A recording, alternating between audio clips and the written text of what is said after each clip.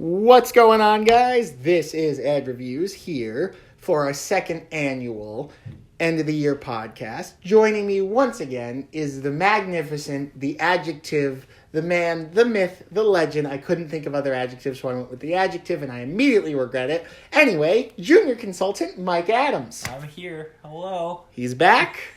You don't have to listen to me ramble as much now. I have him to keep me something on track. Those editorials got very rambly at times. We'll try to keep it tight. We'll try and keep it a little bit tighter. Same as last year, we're going to go over gaming. I'm cutting the music category this year just because I realized over 2 years of doing end of the year stuff, it's probably my weakest discussions personally every time. There might be a Star Wars rant to replace. There will probably be a Star Wars rant. The funniest thing is we just started rolling now, but we probably spent the past 20 minutes talking about Rise of Skywalker. But we'll get there when we get to movies. Mm-hmm. Just a little bit of housekeeping. If you haven't heard, which I don't think I posted it on Ed Review's social media, Amanda is no longer our editor. She has gotten a job out in Los Angeles, and she will still be our producer. She'll still get credits as a producer and a founder of this channel. But I am taking the reins as editor here at Ed Reviews. I just got Premiere, so I'm going to be teaching myself Premiere with our content.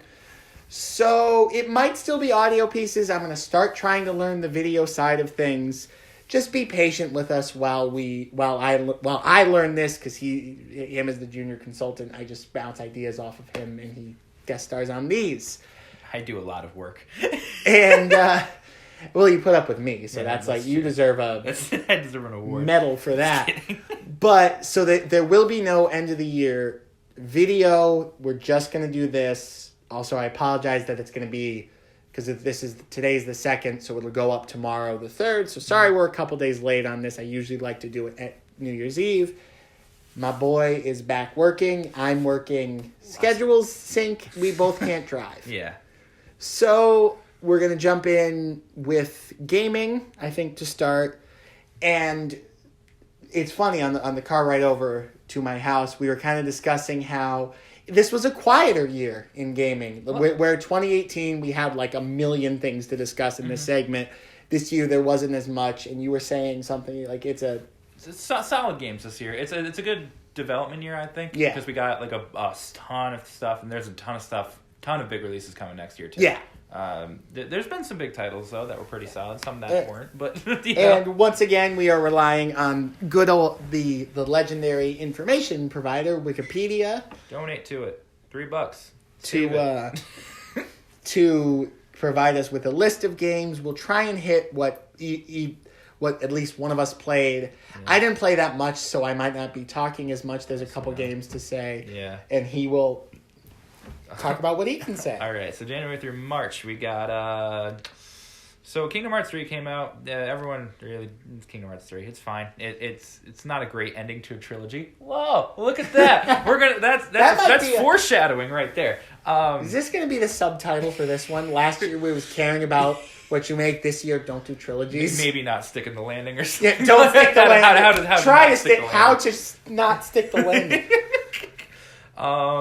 Let's see. Life is Strange 2. Don't even have. We didn't do it. He bought it for me as a joke for my birthday. No, that was Before the Storm. I bought that. Remember? No, but you also bought me Life is Strange. I didn't buy it. Yeah, you did. Did I? You did. Nice. and you gave me the download code. It didn't work. Oh, good. And I was like, okay, that's a sign.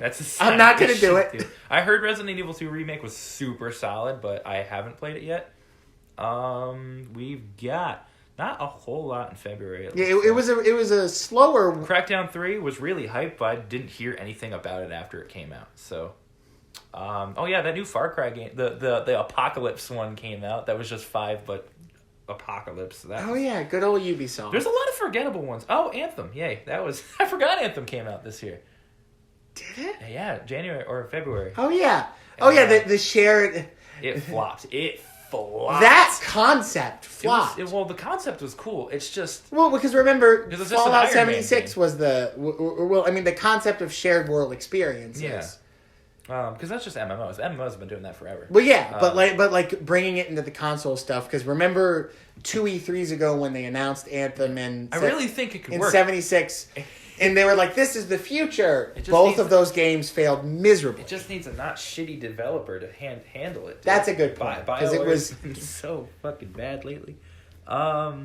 Although, Lego Movie 2 came out. the Lego. We got to remember that for movies, yeah. but there was the Lego Movie 2 game, and I did play the first Lego Movie game, and I remember not liking it because, weirdly enough, even though the Lego games are legitimately have been very good over the years, something about the Lego Movie game just didn't translate. Usually, movie tie-in games aren't. Which is unfortunate because the Lego games and the Lego movies, you think it mesh well. All you really need to do is the same type of thing for like the Star Wars games, the Lord of the Rings games, God, the Lego Star Wars games are so good. When is that remaster coming out? Isn't it already out? Is it out? I thought they had a saga for PS4. Yeah. I'm pretty sure they do. The one with all of them? Yeah, I'm pretty sure. Maybe it did come out and I missed it. I don't know. I'm not sure. Devil May Cry 5 came out. That had a really interesting... I need to play those games, but the new one, it was like interesting because the music plays when you combo. And each different character has a different like set of songs they play when you do the combos. That's a really interesting idea. I like that for a beat 'em up game. Okay. I'm just kind of searching whatever like piques my eye and what I saw a lot of news on and stuff like that. Sekiro came out. That got Game of the Year at the Game Awards show. I need to play it. It's another Soulsborne game. Super hard dodge roll block. But it plays a lot like Fallen Order, which we'll talk about soon. MLB The Show 19. Who cares? I played that because it became free on PSN. I've never played a baseball game, and nor do I think I'll play another one. Yeah, it just kind of exists. Yeah, it was kind of good. Like I liked playing it for a little bit, but like for one thing, my reflexes are not good enough. As a kid, I wasn't good enough to play baseball. As an adult, I'm not good enough to play baseball in video game form. Well, it's at least consistency. Yeah, that is true. The greatest game, Assassin's Creed 3 Remastered. Game of the year. Game of the year. No, I'm kidding. Yeah. We see our podcast on AC3 Remastered. I mean, we can kind of, if you didn't hear it and don't want to listen to, what was it, an hour-long rant about it? It doesn't. It hasn't held up. No. At all. Not at all. And then the remaster is just, it's a port. But yeah. It really is what it is. There was... World War Z got a game? Why? Really? Yeah. Cuphead came out for the Switch. That's cool. Good for Switch players for that. Yes. Cuphead is a fantastic game. That I'm sure many a Joy-Con has been broken over. Very much so. God, I do not care. On that list, does it list Apex as this year? Because I thought I read on that list that it was... probably wasn't. I'm kind of going fast through it. Well, I just wanted... You can talk about it, though. I think I read that as a this year title. Don't add us. It might have been December 2018. But I thought in this article we read, we saw it there. Obviously, a game that they are trying to compete with Fortnite. Yeah. It was this year, February. So we can talk about it for a minute because we both were in the trend we played it for a while, yeah. for a decent amount of time. Better than Fortnite. I'm just gonna come out and say it. Yeah. I'll fight whatever 10-year-old wants to say Fortnite's better. We'll say they did die out because they didn't have that constant stream of release like Fortnite. Yeah. Did, and that's why they went under again. Yeah, which is sad to see, but like Respawn was working on Fallen Order probably. Yes, and the thing about it is all I'll say is a pretty cool universe that it existed in. Interesting characters. I really like the characters, and it just was more mechanically sound for me. It had a lot more personality, which is what I enjoyed. That too, yeah. It was less commercial, and it was more like, this is a game. Yeah. But I'm still not a fan of Battle Royales. I like to die 30 times and get 50 kills in my shooter video game. Yeah. I'm not great, but I like to die a lot. And so. I mean, I got pretty good. I think I got like 2 or 3 wins in my time there, because for some reason it was a little easier, and in that I think the abilities made it a little more balanced than Fortnite was. And it was also less memey. That's true. Yeah, it was less commercialized. Yeah, it was definitely... I think one of my former co-workers said that like it was the more mature Battle Royale of the 2 big ones. It really is. So what came out? Rage 4 came out. And that's another one like Crackdown that was like really hyped up. A lot of people were excited for it, and then it wasn't good, I guess. So, I don't know. Good old gaming. Guess not. What are we in now? We're in April? Sweet. Octopath Traveler came out on PC. That was pretty cool. I need to play that game. Oh no, this is June. I'm sorry. June. This is This was in June. not a lot. Well, because that's E3, so there's usually... Yeah, a lot of ports, because ports come out on E3. Oh, yeah. It's it's coming out today. This E3 didn't have a lot in it anyway. Again, see our hour and 45 minutes talking about how E3's irrelevant. Yeah, Super Mario Maker 2 came out on the Switch. I like it a lot. It's really, I played Mario, it. Yeah, Mario Makers are fun. They're really just good Perfect and fun. for the Switch. Really good game. With the new Legend of Zelda item, I played a few levels on that. Really good. Oh. It changes the game completely. It turns into a Zelda game then. Hell yeah. So it's Why don't they just make a Zelda dungeon crafter? I think they were trying to in the new Zelda game, the remade one, Link's Awakening. They had a little dungeon maker that's kind of cool in it. Yeah, they should do that more because the top-down Zelda, fun. Top-down Zelda is it's very simple and fun. I think I mentioned this in our E3 podcast, but it's of the different styles of Zelda that they've done over the years, I think it's my favorite. Oh, really? Well, yeah, because there's the third-person stuff like Skyward Sword and the big one on Switch that, God, why am I blanking? Breath of the Wild? Breath of the Wild. Then there was that weird attempt at a platformer one that was, I think, Zelda 2. Zelda 2, yeah. And then there's the top-downs. Yeah. And I really like the top-downs, I think, the best. I don't know what it is fair. between the different choices, but I think they're different styles of games. Yeah, it really is. And that's, I think, what makes Zelda so timeless. Yeah, is that, you can do... Depending on what you want, you can do different kinds of games. Yeah, exactly. Well, you can bring back the top down. You can do the third person. No one's tried to do the platforming one again. That's just the genius of Nintendo's IPs, right? Mario is a platformer that can be adaptable to any situation. Zelda's the good adventure game that's adaptable to any situation. Yep. If only they owned Pokemon completely, so it could be the RPG that adapts to anything. True. But screw Remember when Mario had RPG games? Mario RPG, yeah. A lot of people. Mario RPG, and then what was the one I used to have? Superstar Saga. Mario and Luigi, yeah. Mario and Luigi's Superstar Saga. People really liked. I played them; they were really enjoyable. I had Superstar Saga on Game Boy. Mm-hmm.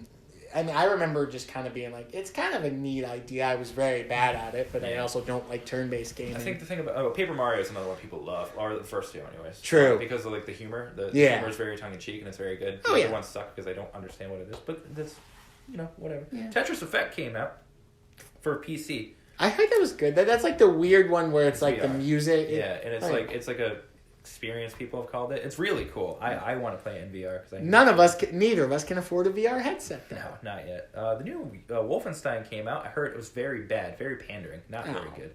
Which sucks because Wolfenstein 2 was actually a pretty good game. It sucks that its expansion was not good. But you don't see that a lot, so that's interesting to see. Rest in peace, Blizzard's respect. Yeah, that's true. Yeah. Not Blizzard. Wait. Well, Blizzard. Oh, yes, Blizzard. Yes. But I meant to say Bethesda. Yeah. Though it also fits with Blizzard, which did 76 come out this year, or did it come out? No, it was last. It was last year. It was winter last year. Yeah. When we get to, they had did you hear about that? They have Fallout First, an $100 a year subscription service for Fallout 76. You know what you get? Unlimited junk storage that doesn't work. Christ, Bethesda. What happened to you? I don't know, dude. They just keep wanting to dig this thing. And apparently that Battle Royale's still coming out at some point. It's pushed back, but who knows? Christ. Remember when Bethesda was really well respected? Yeah, now everyone loves Obsidian because Outer Worlds is a fantastic. I got it. It's in my Games Pass on Xbox. I gotta play it. It's a short game. Honestly, it's a once short game. Once I finish Control, I'll do that. It took me 3 days, maybe a week to beat it, and not playing that much. But it seems bigger than it is. It's a pretty short game. Yeah. Really. Control came out. In so August. I only bought that about 2 days ago. It was on sale.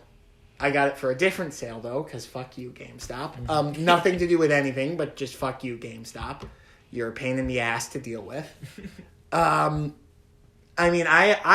honestly, I don't think I even remember seeing trailers for it, but I saw it got 2 or 3 different outlets Game of the Year. It was IGN's Game of the Year. Yeah, definitely wasn't a lot of marketing for it. There was 1 or 2 YouTube ads I saw. And I saw that it was on sale, so I was like, you know what?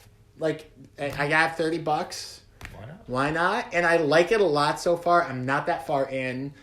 It's hard to explain the premise because it's basically you play as a woman named Jessie who's gone to the Federal Bureau of Control that I don't think she knows much about. And it's some kind of government agency that was supposed to research something called the Hiss, which is some kind of paranatural, supernatural force that she can control, but it possesses other people. It's very supernatural meets sci-fi meets this, that. And it all takes place in this one building, but the building like warps because of the Hiss's powers and things like that, and she's got powers. It's like an old school like PS2 third person game where it's here's an environment, you can travel through the whole environment, but it's or actually more like PS3, like the it's got levels basically. Yeah, like Arkham Asylum. Gotcha. In that like it's one closed segments that you can like kind of go back and forth between the areas, but it's that exploring. It's open level design, but not open world. Yeah, no, it's open level, not open world. And I mean, I'm only like a few play sessions in. I really like it. It's really challenging. Got a good visual style. And it's a really like I really like the visuals. It's really cool. I like it a lot so far, but I haven't finished it yet. But I do like it, and often when I start a game really liking it, it's not. It doesn't really go down. Except for maybe like Battlefront 2. Astral Chain came out. I didn't play that, but I saw a lot of interesting press about that. I should get around to playing that if it's on sale. It's a platinum game, so I'm sure it's weird but fun. That's how they always do it. Now we're in September. What came out in September? Borderlands 3. Another one that was really hyped. It seemed with Gears 5. What's with all like the new releases coming out that are like super hyped, but like no one likes them when they come out? I don't really... Maybe that's a problem with sequelitis. I don't know. Yeah, but I was going to say, like, the ideas of just continuing old... Yeah. And we can also talk about that when we get to Star Wars. Yeah, I think it's time for new beginnings. Yeah, new ideas for a lot of things. Like, you look at... Though it didn't look good, the fact that some of the devs from Assassin's Creed are trying something new with Ubisoft that isn't Assassin's Creed, though the trailer looked awful. It did bad. But at least they're going... And I think... I don't know. We'll do it in the wrap-ups, but definitely, it's good to see people getting tired of the same old shit. Yeah, the same old shit. And I think the only other thing that it might have in September, which you can't really speak to because you're not a fan of sports games, was FIFA 20. I got that on sale. I will eventually get Madden on sale, but Madden 20. But I wait till after the Super Bowl. Yeah, because I refuse to pay more than $20 on those games. Honestly. And the only thing I'll say that there's two things of note that I want to mention with FIFA 20 that have made me really like it more than past versions of FIFA is one, they added something called Volta football, which is I wasn't familiar with, but it's that street football that they do in Latin America a lot where it's not big like 90-yard fields. Yeah. It's like little like street courts. It's almost like remember when we play soccer in gym? Yeah. It's almost like gym soccer, and you can do 3-on-3, no goalies. Yeah. 4-on-4, no goalies. Interesting. And like, it's just fun, chaotic. So they're doing something new with the sports game. Imagine. Well, it's something new that they should have done a lot sooner because like Volta football has been around for. And I think like in Latin America it's called futsal or something like that. Like that's always been a thing. Yeah. And they probably should have stick ball here, right? Like, yeah. That's the whole thing. And they should have objectively brought it sooner. Yeah. But I think it's really cool. And the only other thing I'll add that I really like is in the career manager mode. It used to be that you just kind of like all of the information about transactions with players and things was just kind of read and you just play the games. Now you get to like customize your manager to maybe look like you a little bit. Mine doesn't, but... And you get, when you do like player negotiations to try and keep a player, extend their contract, or like trade for a player, you have cutscenes and like you have dialogue trees to kind of do the negotiations where it's like, let's say I'm trying to get a new goalkeeper. You have to, that is playing for another team. You have to go, you have a cutscene where their representative comes in, sits in your office, and it's like, let's start with an offer. And you have to make an offer. Like, and it's almost like choice-based gaming, and you flick up. And, like, it's not that big of a thing. It doesn't actually change, like, the mechanics of the core playing soccer in FIFA. But I just thought it was a really nice addition. Like, I've actually played through my career mode. And the other thing, too, with that is you have, like, a cutscene post-game press conference where you're asked questions and your team morale goes up and down and player morale goes up and down based on how you respond to the questions asked. So it's good that they're trying to do something. I mean, it's still, at its core, it's just it's another FIFA. But they tried 2 new things. And I'm like, both are pretty good. So that's good to see. Yeah, I just wanted to point that out because FIFA. Yeah, so we got September. We got Sonic Racing, of course, for the iOS. That's everyone's waiting for that. Sonic. Link's Awakening came out. That's a remake of a Game Boy game. Cute little chibi art style. I'm really interested in it because a lot of people said like the Game Boy one was like one of their favorite Zeldas, and I'm like, okay, I should probably give it a try on the Switch. Untitled Goose Game came out. Everyone's in love with that goose now. I haven't played it yet, but it's super charming though. I've seen it. It's such a cute. Yeah, game. I know a lot of YouTubers are playing it, and so that's a great game. That's for it's stealth genre. Oh my god. So that's cute. I'm glad. I'm always glad to see an indie game blow up because that's really good for indie developers. Oh yeah, exactly. So that's really good. New Contra came out. That looked really bad. Everyone stopped playing Mario Kart Tour. Isn't that fun? It lasted for a whole month. It's almost like established franchises shouldn't go into the mobile realm. Yeah.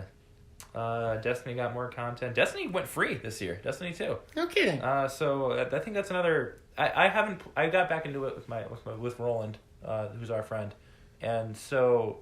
It's there. It's good. It's not the worst ever. It's still playing microtransactions, but I can't give a solid opinion on it yet. Yeah. But you don't have to pay $60 for it anymore. If you want the expansions, you can pay. But like, hey, that's content, right? They remastered a Ghostbusters video game. Why? A lot of Tom Clancy games this year, but that's always kind of how it is. Yeah. UB likes to milk Tom Clancy for all his corpse is worth. Yeah, of course. Because he's dead. Nothing more really else here. Just a bunch of Overwatch Legendary Edition for the Switch came out. So I was talking to someone who I work with who has Overwatch on every single console. I say that as I have it on PS4, Xbox One, and PC. I refuse to get it on Switch because I remember when they first started talking about the idea of a Switch port.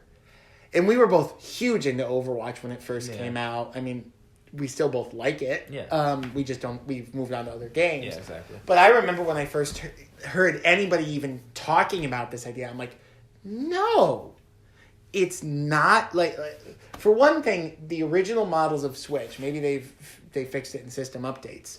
For one thing, you dock it and the frame rate immediately dips, and it runs at 30 frames per second on Switch.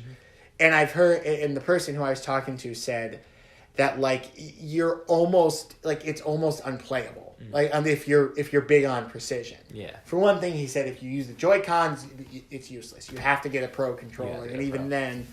And also, apparently, the default aiming is motion for everyone. Gyro controls? Well, they did, and when I first saw the trailer, the first trailer showed. Oh yeah, Widow's sniping could have been done on. Why default though? That's it's not. He said it's the default for everybody. Interesting. I mean, you can. That's an easy setting change. Oh yeah. You have to go down to the menus and just change the controls to. Everybody. But like. Interesting. That's. I didn't get that, and I was just worried. For Widows, that's cool because then it's like you get mouse precision without like aiming. Maybe. If the Switch. And then Junkrat. The other one that they showed in the trailer was Junkrat's tire. Right? Was the tire. Yeah. And I'm like, okay, that I can see more. Yeah. But still, needlessly adding motion to a game, motion control that. I mean, if it works, it works. I haven't played it, so I can't say. I mean, I'm not going to play it. So yeah, I mean, this was the year of Switch ports actually. This was the year of Switch ports. The Switch got a lot of support this year, and that's good. It is very good because it's a very good console. We're still continuing the trend of just put it on the fucking Switch, which is great. You know that game we released 20 years ago? Yeah, put it on the Switch. And you know what I think they might be doing too? Piquing interest for what IPs might want to return. Which is super smart. Yeah. Like, who wants to play this game? Does anyone care about this game anymore? Put on the Switch. Let's find out. Nintendo, you've been crushing it lately. Good for you. And if the next console isn't backwards compatible, we're all going to have words. Yes. But it's okay. The only other Overwatch-related thing was they did announce Overwatch 2. I saw it, I'm like, yes! New Overwatch! Story mode, finally! But then he pointed out, wait, though. if they get all the new heroes, the new maps for the original game modes, you're going to be paying probably $60 for a story mode and 2 new game That's modes. meant to be like a replayable co-op thing. It's the event missions that are there all the time. Yeah. Which is fine. It's just not $60 fine. And I agree with it. And the thing is, like, as excited as I am, and I just wanted to talk about this because it did kind of... No, that's fair. Though we don't know when it's going to come out because they didn't even say... I don't think they said... I think they shooting for next year, but I don't know if that's actually going to happen. So I would say, and I don't disagree with him, but like I don't disagree with him at all.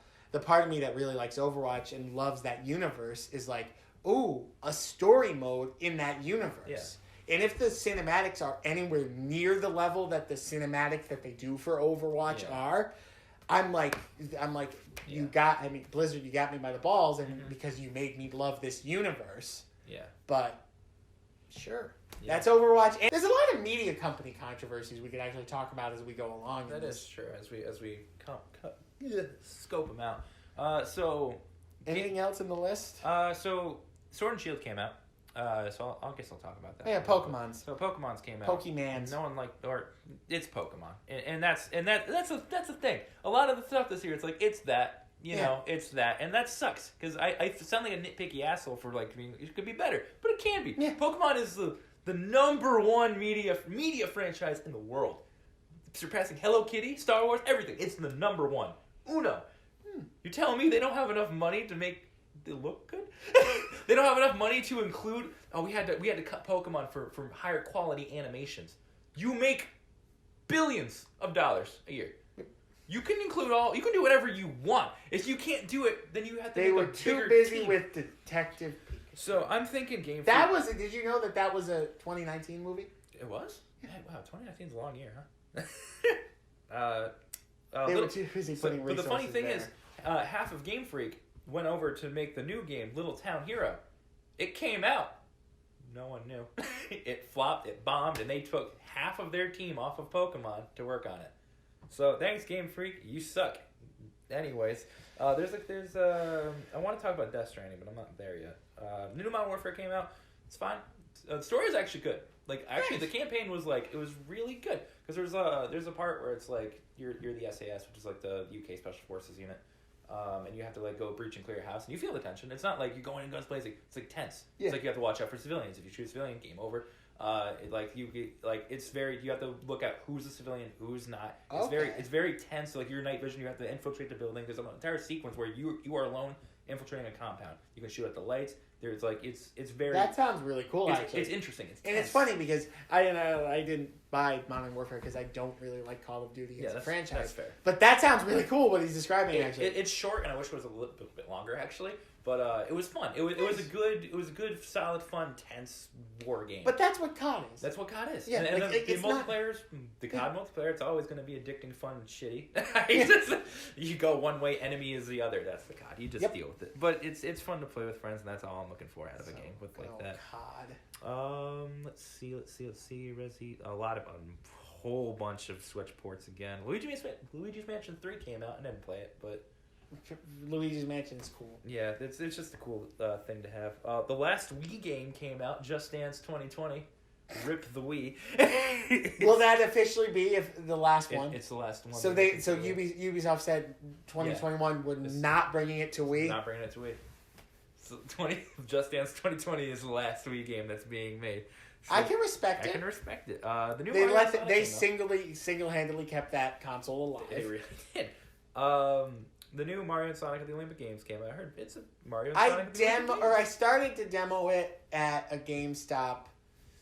It's Mario and Sonic at the Olympics. Those are always pretty fun they party had the cool games. retro ones this time. I like that a little bit. They did the retro events where it's like they turn everyone into sprites and it's all like sprite based. Like cool! I didn't see that in the demo, but that's actually sounds. I hope cool. they still have the Dream event. They do. They had like the sprite Dream events too, and it's like, it's really cool. Okay, Death Stranding. Hideo Kojima's masterpiece? So a lot of people said it was a walking simulator. Not wrong, but there's way more to it than that, right? So people have said that of the first area, because that's true. The first area is, describing this game doesn't do it justice because there is nothing like it. There really isn't. There's similar concepts to other games, but when he sounds pretentious as fuck saying it's a Strand type game, it's because there's no other word for it. It's a Hideo Kojima game. So it's really confusing, and if you're willing to look past weird stuff, it makes sense later. Like, it gives you context as you go along. So it's kind of like the idea of the game is rebuilding, right? There was a big catastrophic event that happened, drove everyone underground. So now your job is to go through and connect everybody again. Yeah. So you can start rebuilding, start rebuilding America and like the world basically, right? So that theme permeates throughout everything. So once you connect a place, that little like zone, now you can see every player's structure that makes their thing. Every player's path, every player where someone walks, it's a path now. Someone puts down like a ladder to use to climb a mountain, right? That you can use that ladder now. Someone puts down a post box to deliver some packages, you can use that post box. Someone can't deliver a package, you can deliver it for them, or you can have someone else deliver your package for you. And the more you play it, that first area is very much a lot of walking, but you kind of they take a lot away from you, so you can figure it out. But once you have that good thing, they shoot you into the next area. You can start making vehicles. You can start building roads with other people, so you can build roads to like get faster each way. Right? It takes a lot of materials to do it, but everyone contributes. So you start seeing this highway build because you have this like server amount of people that's on your kind of thing, right? So the more you play, the more you kind of get this feeling like, oh, I'm not really alone. Like I am, but I'm not. And like every person you bring to doesn't really trust you at first because it's like, well, I don't want to be a part of this. Fuck you, dude. And so like eventually people warm up to you like, hey, you know what? Maybe we can't do this on our own, right? And it's a little ham-fisted sometimes, but a lot of other times it's cool. If you're willing to look past the artsy stuff, it has a lot to say, and I appreciate that. More than anything, this sounds like something only Kojima could come up with. It is, but it's really fun. It's really good, and it's not something I binge. It's a good pick up, play for a little bit, put it down game. It's a very nice game, and I haven't had that in a while. It's something completely new. Story's a little weird, but you know that's Hideo Kojima for you. It's weird, but it has something to say, and I appreciate that. It's better than it being hollow, nothing to say, nothing to do, and more importantly, and this is the big thing, and it's his. He broke away from corporate entity. He and his team made that, and that's cool as hell. Yeah, you got Guillermo del Toro to play a dude in this. What? Like you told them, yeah, there's gonna be like you make babies for Norman Reedus. Hell yeah! This is like cool. I love gaming. It's so you chug 4 monsters. You go drive a bike off a cliff into a demon that blows you up. It's fun. It's just a fun video game that has a theme. It's fulfilling, but it's weird, and it's really cool, and not a lot of people give it credit because they walking simulate. Fuck you guys. Play the game. UPS man. Yeah, exactly. And it's a super interesting world with super interesting themes to explore. That was a really long rant. If I eventually get that game, all I just want to do is the context of why it's fetuses. Yeah, and then that's fair. It's I think the bridge babies or whatever was like an experimental way to like see the demons because like the Death Stranding is like we found what death really is, right? Okay. So the demons that come back are people trying to come back from the dead, right? So God, Kojima. Yeah, it again. What drugs is he on? Because you could say the same for some people who first saw Star Wars, though, right? I weird concepts that are new don't freak me out because. Okay, and I'm not freaked out by it, but I'm like, it's weird. God damn. I'm not going to deny it. It's weird, but like it's new. I mean, the idea of space wizards moving shit with their mind is pretty dumb. Star Wars is going to be a very big topic in movies. That's why I'm foreshadowing it with a lot of stuff. we that should be its own pod, but we're going to do it as part of this because that's why we're segmenting it off, really. So. Reasons, yeah, and there'll be timestamps. Although I'm warning you this as we're like a half hour in already. Halo Reach came back to Windows, and a lot of people really liked that because I loved Halo Reach. So it came back in the Master Chief Collection. So good for you, Halo fans. I still need to play it again because it was such a good game. Let's see, more Switch ports. Hell yeah.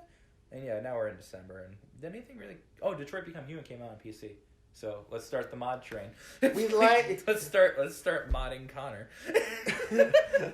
We both really like Detroit, and as you'll remember from the Brain Age came out on the Switch, dude. Remember that DS game, the brain No training way. thing? Yes, there's a new Brain Age game. That's awesome. But I think... somewhere in this list, it must have missed was Yeah. you can talk about Fallen Order for a little. Oh, that's true. Yeah, Fallen Order it's been a good year for Star Wars games. I'll say that. Fallen Order is a really good game. If you like Sekiro or any Soulsborne game, you're gonna like it. Or you can crank down the difficulty and it becomes Lego Star Wars, is what I heard someone say. You just whack away. Because like you start out with your like lightsaber, but eventually you can change the colors of it and stuff like that. Yep. You get a double bladed one. It's really cool. The combat's really expansive. It's a little janky sometimes. Yeah. It's got that video game jank to it. Like Yeah. sometimes something pop in real quick and it's like, it's a video game, but it works. Yep. Once everything pops in and stops janking on you, it starts working real There well. you go. And you can see they wanted to work on it. It's the main story isn't great, but it's very good for lore. If you like the Star Wars universe, it has that thing like in Metroid Prime stuff like that. You scan something, it gives you a big lore description on it. I love that shit. Yeah, it's just really cool. So if you want to learn way more about like post Order 66 pre-Empire Star Wars era, that's the game for you. And if you just like really fun combat, it's good for lore. It's good for gameplay. Visuals are okay. They're fine. They're serviceable. I'll eventually get to it. You want to talk about Battlefront 2 for like a split second? Just like the Go ahead and do what they updated. Yeah. Again, just to preface with that one, and he says I was completely unfair to it. I'll admit I kind of was.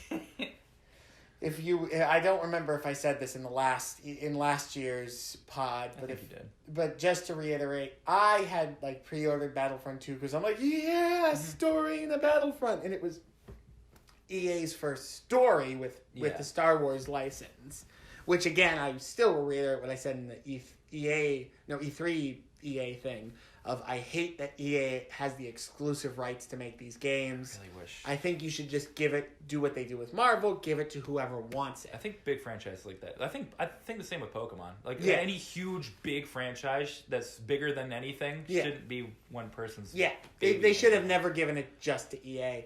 But with Battlefront 2, I wasn't liking the story. I bought it for its story, and then just one particularly dumb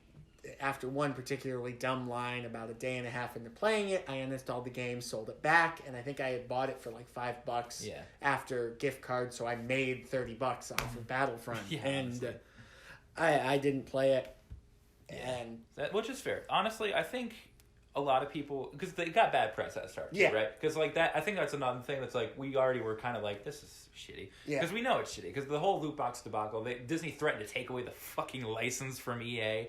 God, I wish they would have done that. It's like a lot of stuff that forced EA to back off. Now, DICE were very happy about that. Now, because they've been quietly updating that game for a while now. Every month they've been giving developer updates. They've been giving like, here's what's coming, here's what's going. It's almost like EA is the worst company in video games. But now they've been adding content, characters, maps. The Clone Wars era was the hugest update ever. It was so good. Now you have all these cosmetics in the game that you can earn for free. You can't.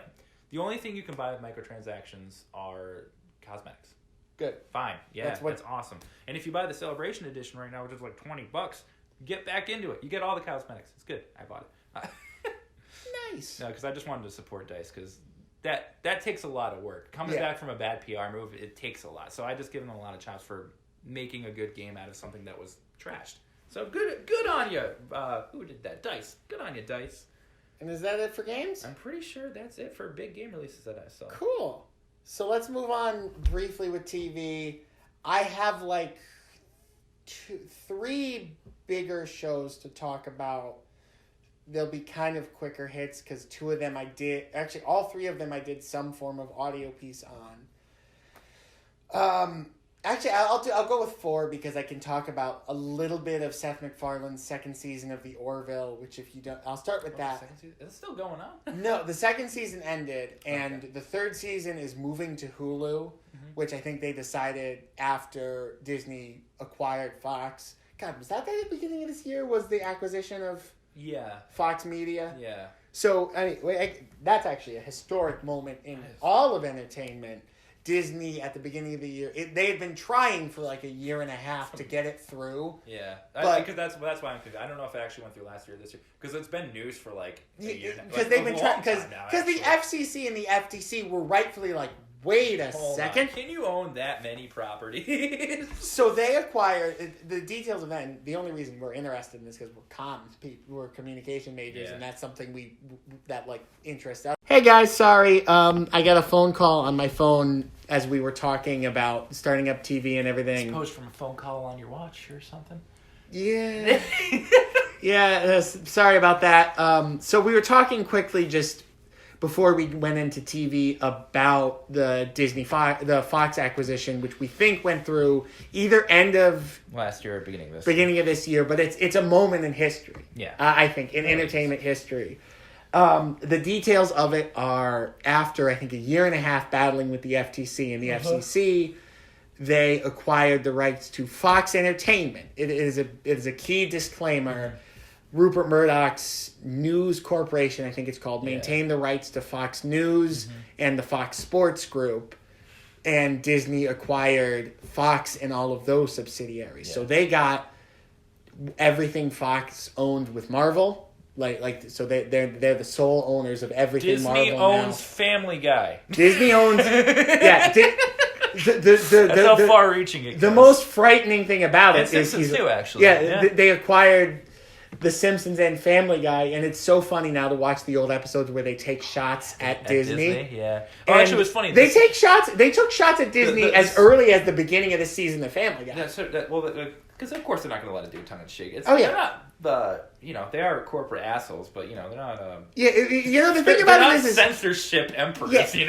The thing of it is like you can make an argument of how almost frightening, and I should really choose my words carefully because I'm applying for the Disney College program again, and I want to work for that company. Yeah.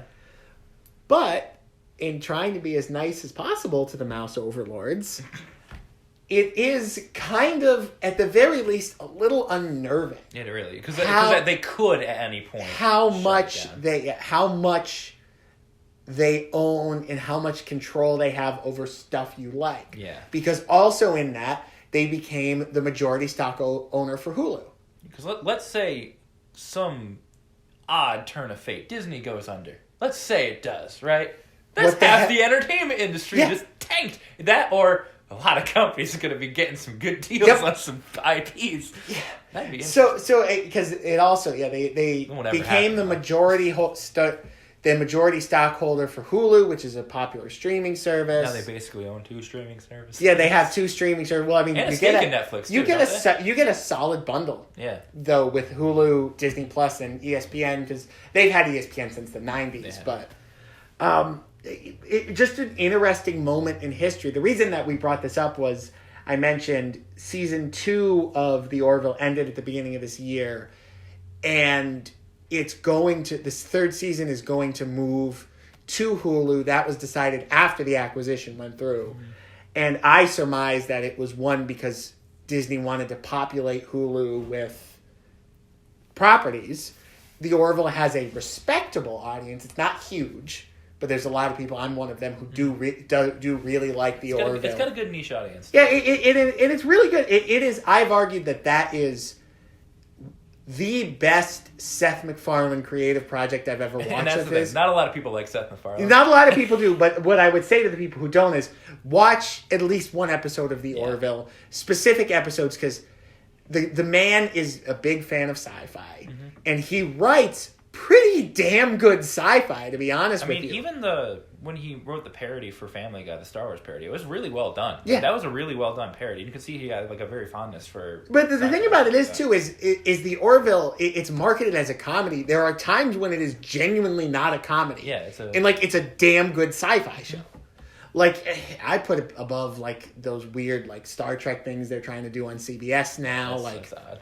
The Orville... Trek story. the end of The Orville was really good. Also, earlier in the year, Gotham ended as a whole. Yeah, Gotham ended. You did a thing on that, right? I did a thing on that, but just if you didn't listen to it, because it was 12 minutes and rambly. I thought that the last couple episodes, the last season as a whole was phenomenal. It borrowed from a lot of different Batman concepts, like different Batman stories. There was like concepts from Arkham City that they borrowed. Like they reached from everywhere for this concept of this final season. My only issue was there were 2 final episodes. One where Bruce Wayne, the one, and I said this in the piece that I did, the second to last episode is where I expected the show to end to begin with, which is really where most Batman stories pick up the narrative of him going off to train to be Batman and then coming back to the city. So that was the second to last episode, ended with him going on the plane to go train and become Batman. Yeah, gotcha. But they did one more episode 10 years in the future where they put the kid, David Mazu, I think it was his name, the guy who played Bruce over the 5 seasons of the show. By the way, phenomenal at Warner Brothers.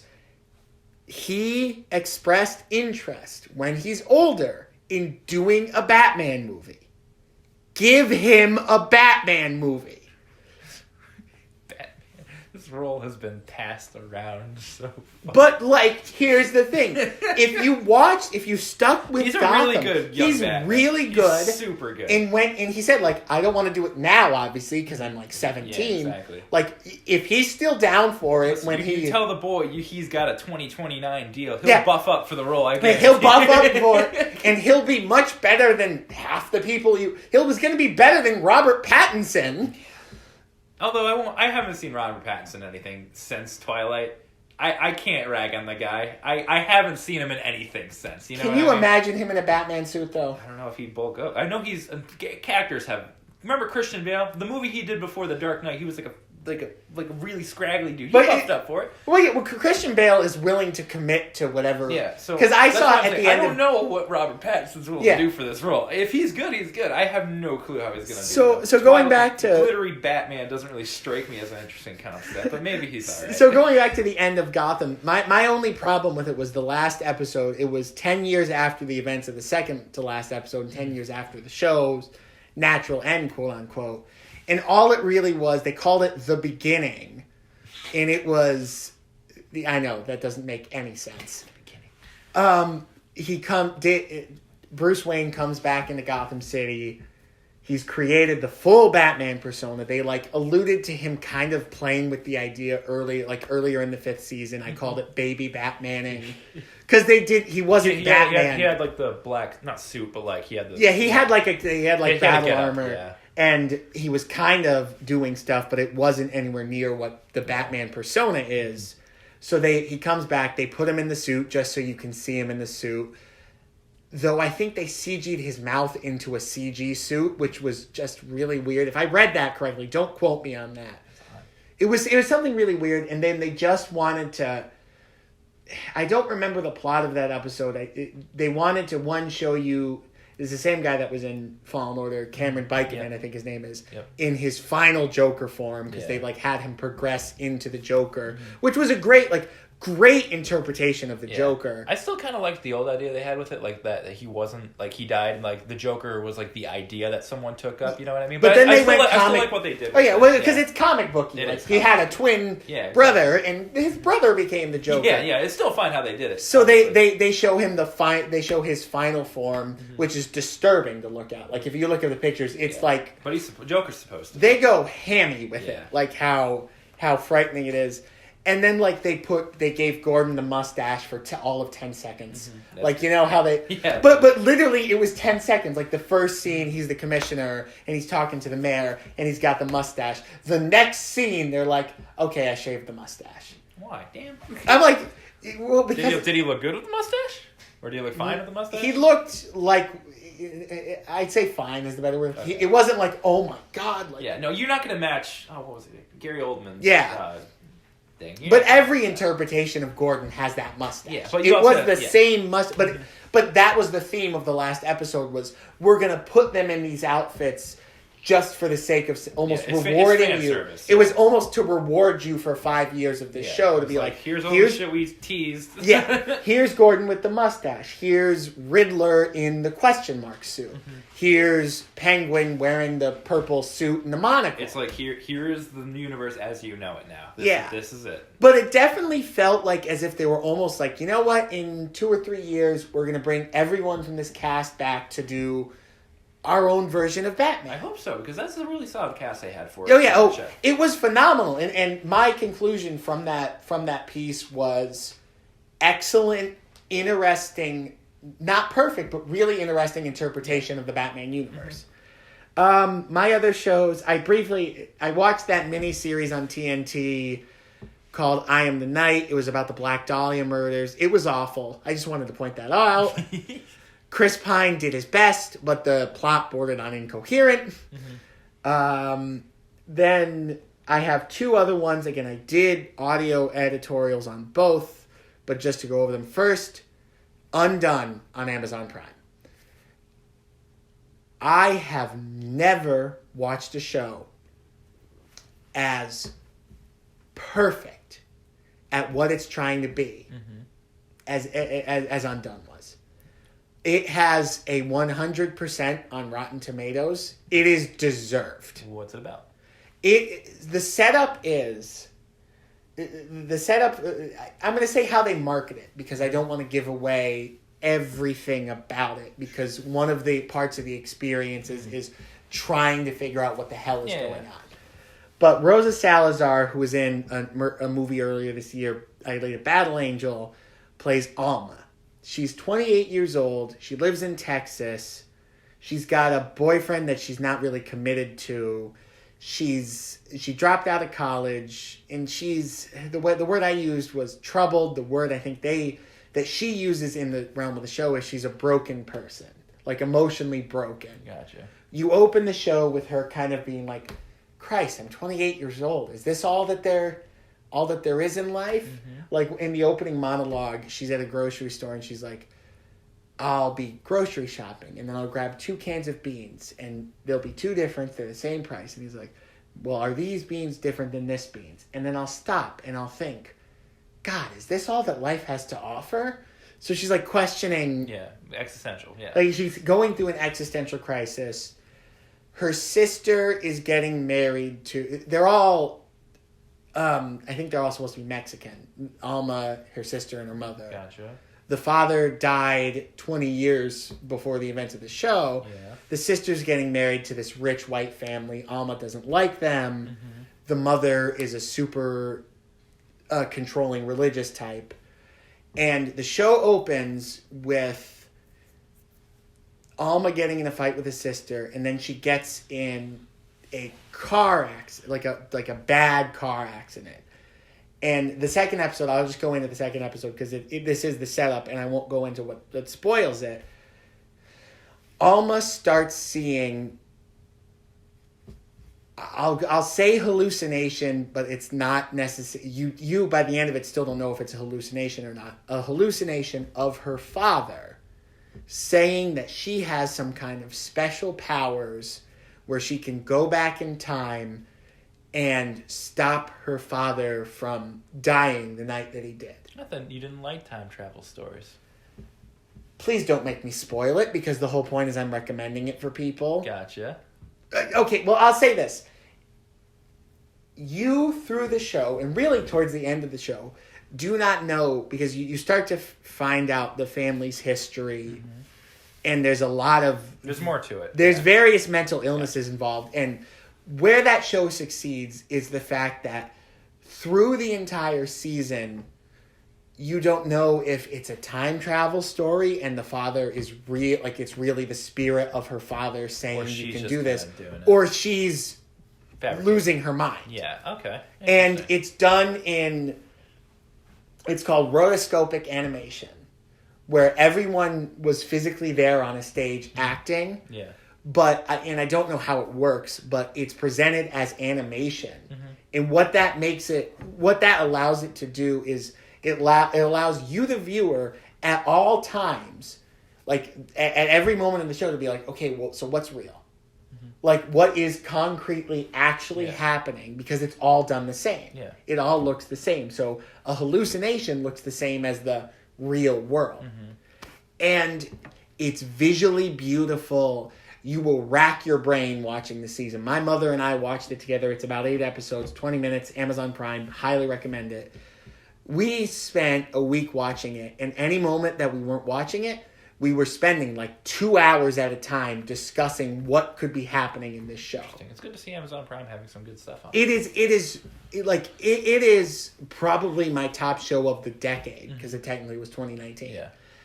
That was amazing. Like I've never seen anything like Undone. Wow. And and that's I'm not exaggerating in the slightest. Mm-hmm. It really was mind blowing. I don't necessarily want to say groundbreaking, because my mom told me other movies and stuff that play with concepts like it. Yeah, but you can still make a good story out of stuff that's already been done. Oh yeah, and it's a terrific story. And then the only other one I watched, and this I don't really have as much to say about it, because the more I think about it, the more I don't know why it is I like it, if that makes any sense. Sure. Was the new Apple TV exclusive show, Dickinson. Again, I also did an audio editorial on it. And that is a show about the life of Emily Dickinson. She's an American poet who no one really knew what her life was like, because her dad kind of kept her in and sheltered.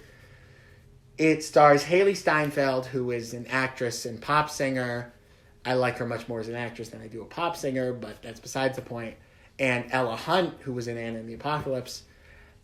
And when I said I don't know why it is I like it, it takes place in, it would be 19th century America in Massachusetts, where she lived, right before the Civil War. And but it's done in that style that typically I don't like. In this case, I think it's more I don't like the converse of the style, but it's in that style of, we're going to take something that takes place in this time period, we're going to make it look like that, but we're going to modernize everything else about it. Interesting. So it's like they almost make her it's like what Hamilton did. Mm-hmm. Like that kind of I kind of like that though. It's like a. See, I usually don't like the converse of that shitty Baz Luhrmann Romeo and Juliet, where you have to do it well for sure. So for instance of this is they go up to meet Henry David Thoreau, who's another writer, like Emily Dickinson and a love interest, go to meet him. For one thing, Henry David Thoreau was played by John Mulaney, and it was the funniest thing because it was perfect. But they get off a train, and there's a gentleman who says, and I'm quoting because it's the fall when this happens, "We gonna peep some leaves." Oh boy. And there was that, and the other bit of kind of insanity to the show was, I think it was Wiz Khalifa plays Death. Cool. The embodiment of death is Wiz Khalifa. Good for him. He's doing something. I don't know. So, without giving anything away, when I first saw the trailers, and I didn't even know I had an Apple TV subscription until the show came out, and Haley Steinfeld was saying, "Hey, anybody with Apple Music student, you also have Apple TV." Oh, by the way.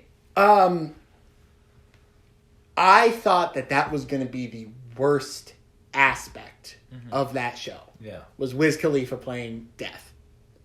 I can kind of see that working, though. It really does, because one, they only use him 3 times in the whole show. Yeah. That was my big thing. Is I'm they're going to overuse him because he's a known commodity. They're going to write him in every episode 3 times. And something about the way they wrote him, because they write him as this, I don't want to say mysterious baller type, but he's this mysterious. Yeah, they didn't put Wiz suave Khalifa as Death. They made Death Wiz Khalifa. They morphed it around. Okay, Yeah. Wiz Khalifa's making this character. And without giving away plot specifics about the relationship between Emily Dickinson and Death, the two own those scenes together. The chemistry is unbelievable.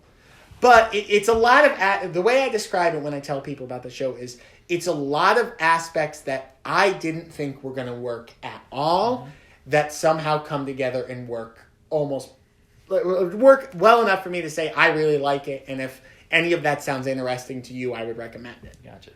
Anything for TV for you? I only got 2. Let's start off with The Mandalorian. Mandalorian is a very, very fantastic show. I intend to watch it. I don't have Disney Plus yet. It's the only thing I watch on Disney Plus. Literally the only thing. Nothing else interests me on that platform. But The Mandalorian is basically a space western, and what it follows a Mandalorian. He's the last, supposedly the last of his kind, but you learn in the show pretty early on that there's the Mandalorian, the planet was taken down by the Empire. Yeah. In the Clone Wars, if you've seen Clone Wars, you saw the Siege of Mandalore. It's the big battle or whatever. Most of them got killed or captured by the Empire. So now there's an underground cell, and only one of them can go out at a time because there's the Mandalorian. Yep. You get the helmet when you're very young. You can't take it off ever. That's the big appeal. No one knows who he is. He's Mando to everyone else. So basically, he's been a bounty hunter this entire time, trying to just get provisions and stuff to keep his creed alive. Actually, they say in the show, I'm not sure if this is a retcon, it probably is, the Mandalorians aren't a race, it's a creed. Or at least now it probably is, you know what I mean? Yeah. You don't have to be a Mandalorian to be a Mandalorian now. Yeah. So, basically, yeah. Every episode is like another kind of big adventure kind of deal, but there's a plot point going through it all, too. And it's interesting to see, because this takes place after the Empire fell. Yeah. So you get to see the Empire kind of being like rats, right? Yeah. So he takes a job. One of the first jobs he takes is from the Empire, and that's where he finds. They call him Baby Yoda. We don't know his name. He's the same race as Yoda. He's Force sensitive. The meme king. He really is a good character. He's cute, whatever. But he actually he has importance to the plot. He's more than just a pretty face. So it's weird to see this guy who usually works alone completely try to take care of he has empathy, and it's weird to see. And you see he's actually a really good guy. Okay. But he's a bounty hunter, right? But it's kind of Han Solo type. But it's cool. It's charismatic. The characters are very memorable. The soundtrack is fantastic. Jon Favreau made it. Iron Man. Okay. Yeah. And so he produced. Basically, this has a movie budget. This whole show has the budget of a movie, and I think I like that. I wish more shows would do that. Put movies that aren't maybe great for 2 hours into a big show. I would love that, dude. And it works so unbelievable. The pacing is great. The music's great. The writing is great. The characters are great. If you haven't watched that, I can't stop watching it. Yeah. There's one thing where get to it. there's a couple of Empire scouts talking, and they're just dudes. They're just talking, and it's awesome. The Empire is now scary. It's now, but they're still, even though they're defeated, they're scary. Yeah, and that's the thing a lot of Star Wars media really struggles with, making the enemies scary. Yeah. It's giving that tension, you know what I mean? Yeah. There's a lot of times where it's oh shit, that's a lot of heat on them right now, and I'm I don't know if they can swing their laser swords and win this, you know? Yeah. And that's basically it for The Mandalorian. I don't want to get too much into it, because you need to watch it. It's such a good show. Oh yeah. You don't even need to like Star Wars to watch it. It's just a great space western adventure show. It's awesome. The other one is The Witcher. I haven't finished it yet. But The Witcher caught me by surprise. I thought it wasn't going to be The Witcher with Superman. Yeah, with Superman. I thought it wasn't going to be that great. Henry Cavill. Henry Cavill if you didn't get the joke. Great job. Because I haven't played a lot of the Witcher games. Or is it Cavill? I think it's Cavill, honestly. Yeah. Cavill. He does a great job playing Geralt of Rivia. It's a very... It's got kind of the same vibe as Mandalorian, except less Star Wars adventure, more gritty Witcher realism and nudity. So that's great.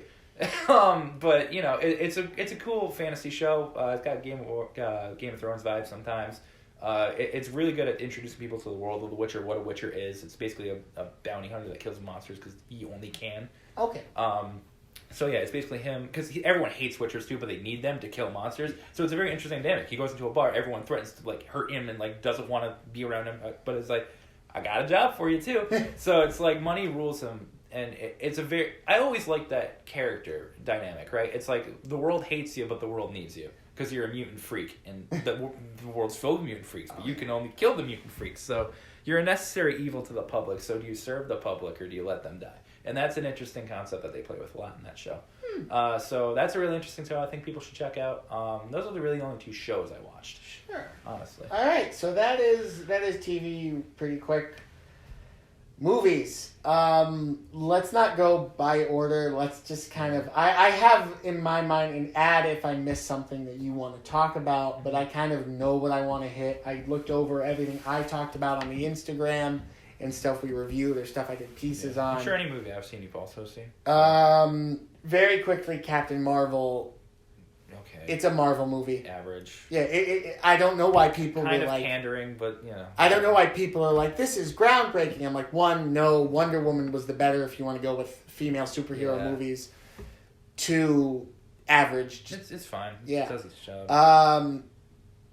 Oh god, was Shazam actually technically this year? It was, yes.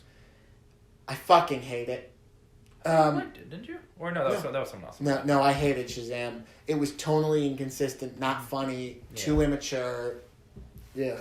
I'm also going to hit stuff in late December that I forgot to see. Mm-hmm. So it was technically 2018, but it was just after we'd done the pod. Like, it was after the pods when I saw them. Sure. Vice with Christian Bale, the Dick Cheney movie, tonally inconsistent. Didn't know if it wanted to be funny or political or both. Mm-hmm. And it also would have failed at all three. Gotcha. Spider-Verse, I saw that very late into it. That was fantastic. Yeah, see, I told you. Awesome movie. Bumblebee with Haley Steinfeld and John Cena. The most fun I've weirdly had in a Transformers movie in ever. I really loved it. I really don't know what it was about it other than my love of Haley Steinfeld. Easy movie to watch, like it was easy and it wasn't immature. What's his name? Shia LaBeouf? Not Shia LaBeouf. Sorry, you say Transformers and I'm like Shia. But the director. Yeah. I don't remember who directed it. I have no clue. Michael Bay. Oh, he's still directing those? No. Then that's the point. That's the point. Bay is gone, and it feels like more what you would think about, like, with the Transformers was an 80s cartoon. Transformers turned into a big anime for a minute. There was just big space battles. I'm like, what the hell is going on last night? So if I, and having not seen the show in the 80s, if I had to, for one thing, the movie takes place in the 80s. It seems a lot more simpler than... Yeah, it's a lot simpler and just a lot more nice, but again, I will praise her in just about anything she's in. Mm-hmm. Haley Steinfeld brings her A game to a B movie. Like, but that was an accident. That pun was an accident. So that was kind of just quickly going through some late 2018 stuff I had forgotten to see. Mm-hmm. Into 2019, we talked Captain Marvel.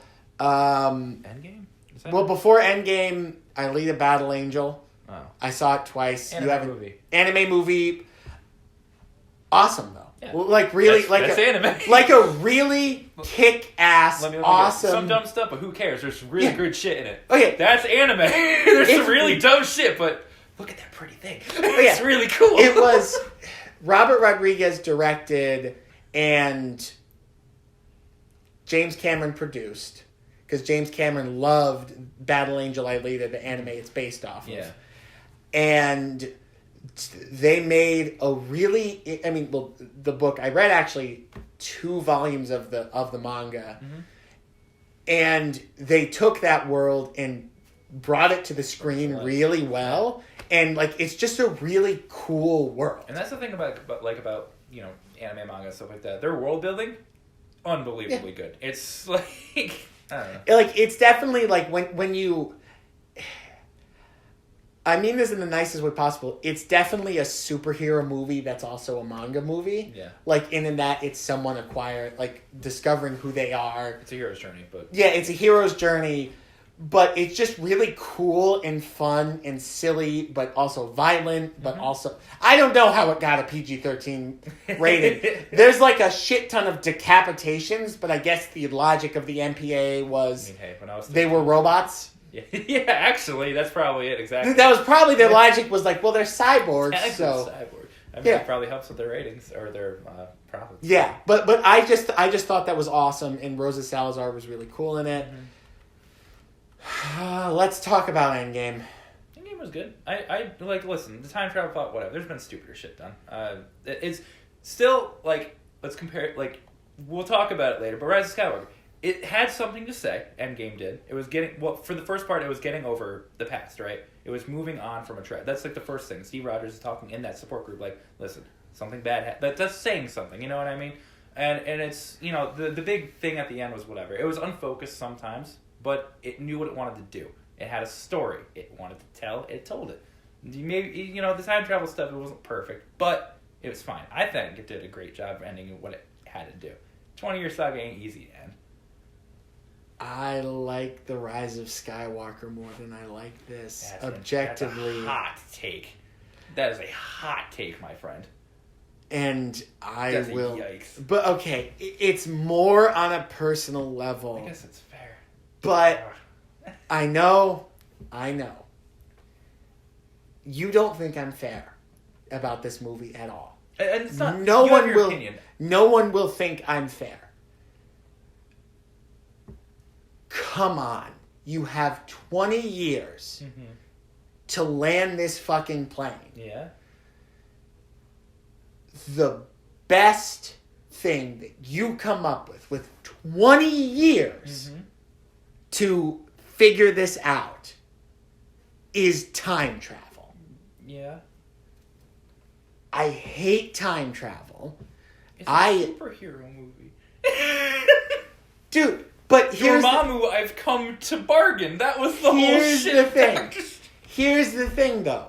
Yes, and you're not guilty of this, but then every single... If the logic is, well, it's a superhero movie, I can take that. To a point, yeah, right. Every single Marvel fan is a pretentious asshole then. Because they're like, this is the new gold standard for storytelling. It's mastercraft. It's the best. Think that. I don't think Marvel is the greatest thing of storytelling. I think they're comic books. They're good to read. See, but they're fun. See, in that respect, I don't mind Endgame, but because of how everyone built this up as the new gold standard for entertainment, and how Marvel built it up as the end of a legacy of what they did. And the best you can do is go back to your comic book roots and say, we're doing a time travel story. I think the point of that, and again, this might not have been the best way, but I think it was the easiest way to grab everyone's... Because, again, I don't like pandering to general audience. I don't. And this is why I like this and not Skywalker. Skywalker didn't have anything for the diehard. And just for 1 second before you continue that thought, I just want to point out neither of the two are even in my top 5 movies of the year. No, same. I want to point out... Endgame's an achievement that I am glad exists, that is good. It's not my favorite Marvel movie. Yeah. Neither Rise of the Skywalker nor Endgame are in my top 5. But Endgame has stuff that it hammers head the fucking theme on the general audience, but it's got every character in there still has an arc. It still's got something. They're still focusing on it, even though there's tons of them and it's a little unfocused. They're still trying, right? And that's what I appreciate a lot more than just throwing a bunch of shit in there and not even worrying about it. And that's the difference to me. And again, the time travel was the fan service, right? And I wish they cut back on it a little bit. I do. Same. But it's not... I can look. The only good things it gave us are the meme of "That's America's ass." I think that was a solid scene. I don't know. I mean that. Well, Cap versus Cap just felt more like, you know what, we got to find a reason for him to fight himself. Sure. But I mean, I think they could have done a little more. The America's ass line was funny. Yeah. And then and I think the only other thing that I remember really enjoying from the thing was, it was at the beginning of the year. I've already forgotten a lot about it. I still remember a good chunk of it. I liked how they ended Tony's story.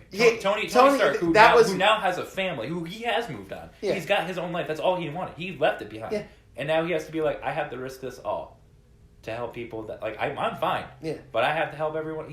That's the hero. Yeah. And that's but what I really liked the only thing I really liked from the time travel, besides that line, was the scene where Tony sees his father. Yeah, the elevator scene is really fucking solid. Yeah, I'm like, that's the only thing about it. There's a lot of good concepts in it, but they didn't execute it perfectly. But I can ignore the dumb parts of it because it's fun. So that's my Endgame thoughts. I know.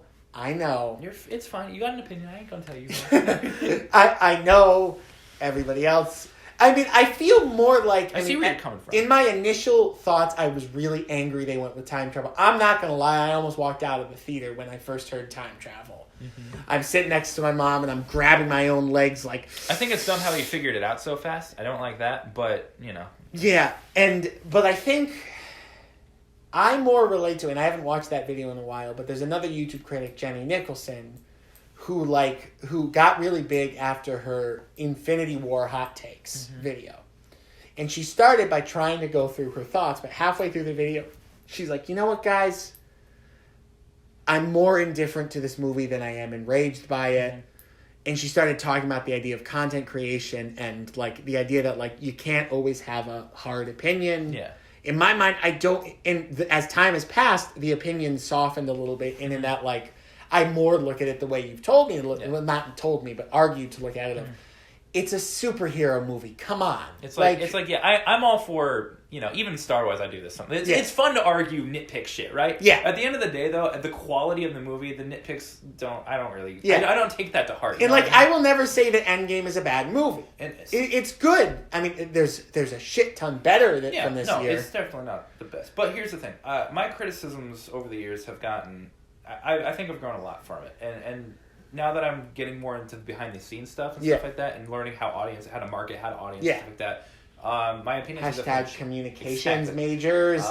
It's definitely changed how I want to approach criticism. I hold my opinions back a lot. I'm indifferent a lot of stuff as opposed to, like, this fucking sucks. Or I do it out of hyperbole and joking because, content, right? Yeah. But, like, Endgame is, like, the time travel is fine. But it's more I appreciate them concluding character arcs. The second half is better than the first. Yes, I'll say that for sure. I like some scenes in the first half. I like them showing us that... I wish the entire movie was the Destroyed World, but it's fine. It's fine. It's good. It's a good movie. They got to get everybody's arcs done before their contracts expire. It's a 7 out of 10. And that's the thing. If they didn't have contracts, I think these movies would be a lot. Because Civil War should have been like 3 movies. Infinity War and Endgame should have been like 5 movies. Yeah. But the real world, right? Yeah. It's that sucks. But you gotta have your contracts, So that's why I excuse a lot of the bullshit storytelling. Yeah. It's like, we don't have we have Steve Rogers for how many more years? 1? All right, let's get some time travel up in this bitch. I wish they gave up with something better, but honestly. So, as things went on, Rocket Man is... I think, actually, weirdly enough, we're going to go, like, almost 5 to 1 on my list as we go chronologically. Rocket Man. That is how you do a musician's biopic. Mm-hmm. Fuck Bohemian Rhapsody.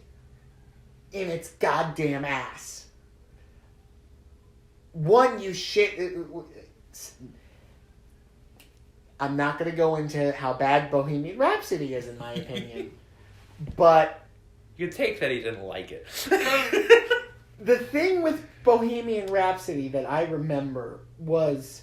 It took what was a really fascinating, kind of troubled person in Freddie Mercury, and it stripped back so much to, for one thing, get the PG-13 rating. Yeah. And 2, kind of cleanse over the drug addiction. Yeah. The Freddie, no musician's life is PG-13. I'll guarantee that. Yeah. And I don't... And the thing with Rocket Man is, one, it's... For one thing, and I know Freddie Mercury's dead, so to some argument, it's not fair to compare the two. Yeah. But Elton John oversaw every single aspect of that movie and said, no, you're telling my story correctly if you're going to tell it at all. Mm-hmm. So you get the unpleasant stuff. Mm-hmm. You get the issues with drugs much more brutal. That's what makes the triumph. That gives it stakes. That's what gives a story stakes. Yeah, and that's what my problem with Bohemian Rhapsody was. And the other... So, to go into, like, what specifically I love about Rocket Man, number one, it's willing to go that extra step. Mm-hmm. To be like, this was a like, fame does things to people, but they're still people. People, yep. 2, the singing. Again, trying not to compare it to Bohemian Rhapsody, but comparing it to Bohemian Rhapsody. In that movie, in Bohemian Rhapsody, Rami Malek lip-synced to original audio recordings of Freddie Mercury's voice singing. And in Rocket Man, Taron Egerton is singing. Like, it's not recordings of Elton John's. Taron Egerton can sing. He worked with Elton John to make it sound, like, correct for his music, but it's Taron Egerton. And it was the smartest thing they could have done. Yeah, seamless. Like it was really well, and I think his actual portrayal of Elton John as a person, like it's some people early on in the film production, or some people after the movie came out said it's Oscar worthy. It is Oscar worthy. Mm-hmm. How well he did, and I think nothing speaks more to this than what my grandmother said when I went to see it with her, because she's not like a movie buff, but like she can tell bullshit when she sees it. Yeah. She walked out of that movie saying, there were points, and she also was alive through all of Elton John's rise to fame. She goes, through most of that movie, I forgot it was an actor. Oh, yeah. She goes, I forgot it was an actor. I swear I was looking at young Elton John. Wow. That speaks to how good Taron Egerton did in that movie. Yeah, that's a good production, sounds like. Yeah, it was... That was amazing. I think that's my 5. I gotta go my fifth best, because it dropped as other movies came out. For sure. The next big one was Quentin Tarantino's Once Upon a Time in Hollywood. I always wanted to see that. Never got a chance to catch it. Do it. Is it good? Yeah. Oh, I saw it twice, and I love it. That seems like that's a bit of classical cinema that I would love to just get into again. But it's classic cinema with that Tarantino twist. Touch. Yeah. I mean, I'm not big. I haven't seen a lot of his movies. They're always so solid. Dude. Oh, yeah, but it's terrific. I mean, for one thing, it is more of Tarantino sending a love letter to Hollywood in the 60s than it is a Tarantino movie. Yeah. The signature Tarantino violence is reserved for 2 scenes. Yeah. One in the beginning of the movie and one in the end of the movie. But still, it's a story he wanted to tell, and that's it's a story he wanted to tell, but it is it's a love letter to 60s Hollywood. Yeah, I definitely need to catch it. Yeah, I would highly recommend that. Matt Damon and Brad Pitt are. Mm-hmm. Wait, no, not Matt Damon. I'm sorry. McConaughey? No, it wasn't the Matt. It's. He was also in The Departed with Matt Damon. I have no clue. I don't know the actor. Leonardo DiCaprio. Oh, there it is. I am so sorry. Wow, you were confused. I didn't confuse them. I'm just dumb. Gotcha. I literally I was picturing Leonardo DiCaprio and said Matt Damon for some reason.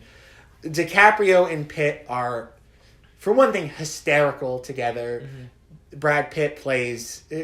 DiCaprio plays this old school Western TV show actor who tries to get into movies but it doesn't really work, and he's towards the end of his career. Mm-hmm. And Brad Pitt plays a stunt man, and they show this in the trailers a little bit.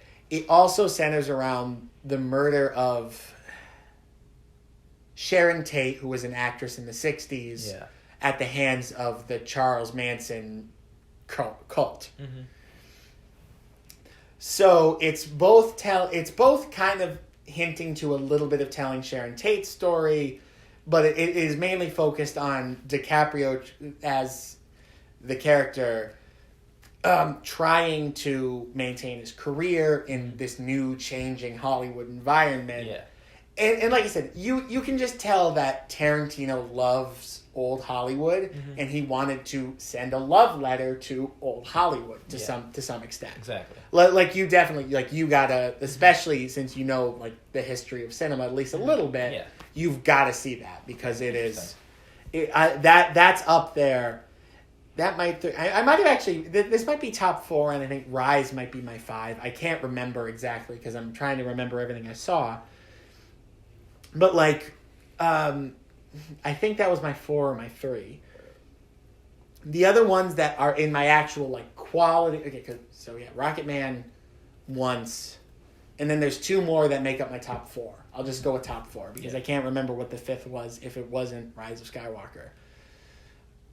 Yeah, so Rocket Man once. My number 2, and it's almost a tie between these 2. My number 2 was Knives Out. 2 years after everyone was turning on this, what I found out to be mad talented dude in Rian Johnson, I discover I watched Knives Out, and for one thing, I almost have to laugh in the face of the Star Wars. We've been talking over today about the difference between like the fans and the stands. He doesn't write a Star Wars kind of themed thing. He writes a Rian Johnson film, which is really cool. Yeah. But it really worked for this movie really well. Yeah. Apparently, So Knives Out it's marketed as a new take on the classic whodunit film. Mm-hmm. And I reviewed this, by the way, so I'll try not to go as deep into my thoughts. Lightning round. But it basically, and I went to a week early pre-screening at AMC. So beforehand, they always have, like, at those pre-screenings, they always have, like, a little 30-second message from the director. And he wrote this, too. And he's like, I'm happy you're all here. Like, hopefully you're all fans of murder mysteries and whodunits like I am. Mm-hmm. He's like, I love this genre, and I was excited to put my twist on this genre. And that about sums it up, is it's Rian Johnson's twist on this genre. Again, a murder happened. A mystery writer dies in his home after spending a night with his family and his night nurse. It was the night of his 85th birthday. And then Daniel Craig, playing a Southern detective, comes in to try and solve the murder, and it's like Clue on screen. Yeah. Like, and the only things of note is, one, it's a tight, funny, intense, smartly written script. Yeah. Like, it's tight. It has good He's social... a good writer. Yeah. I'll hold it that. has good social... You know, the biggest thing I remember saying to myself when I first saw it is he, again, taps into social commentary a little bit in this. It's more distinct in this movie. Yeah. But do you remember how Canto Bight in Last Jedi was trying to do social commentary? Yeah. And that failed miserably? Mm-hmm. It works better here. If you rearranged that scene, it would have been a lot better. He tried something that didn't work, but here it worked. Oh yeah, it worked because the family is a high upper class family, and it's because the father built this successful book empire, and his three children all went off into different directions to do things, and again, without giving away plot points. They're all different stereotypes of high-class society, like the alt-right people, the alt-left people, the spoiled kid. Chris Evans in that movie. America's ass himself. America's ass in a different way in this one. Ooh. He plays the asshole. Oh, okay, good. And if you've seen the trailers, the big plot point is... Or not the big plot point. The funniest scene in the movie, and I guess I'll say it's at the reading of the will of the man who died.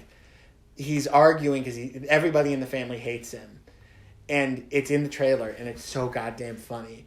He's sitting in his cozy winter sweatshirt, and everybody's screaming at him. He's like, you know what? Eat shit. Eat shit. Eat shit. Definitely eat shit. And like that's a meme. They have a T-shirt that just says "Eat shit, eat shit, eat shit, definitely eat shit." Yeah, that's a bit. Like it became a meme, but like it's so funny because you go from Captain America. Where have I seen that? I've seen that bit before somewhere. I'm not sure. I might have shown you that's a popular bit. I might have seen. I might have shown you that trailer, to be honest with you. So really tight, well done, and the social commentary. I mean, I remember kind of at first rolling my eyes like, God damn it, Rian Johnson. But, like, he won me back with it pretty quickly in the social commentary bits. And then it's a phenomenal ensemble. Jamie Lee Curtis, Michael Shannon, Chris Evans, Catherine Langford from 13 Reasons Why. And then the two people that are the most important, I think, in that. Well, they are because they're arguably the leads. Daniel Craig playing Benoit Blanc, the Southern detective. If you don't know, Daniel Craig is... I mean, the thing I know him from other than this was he's James Bond currently, and his last movie is in like a month, his last go at the role, and he's a very British man.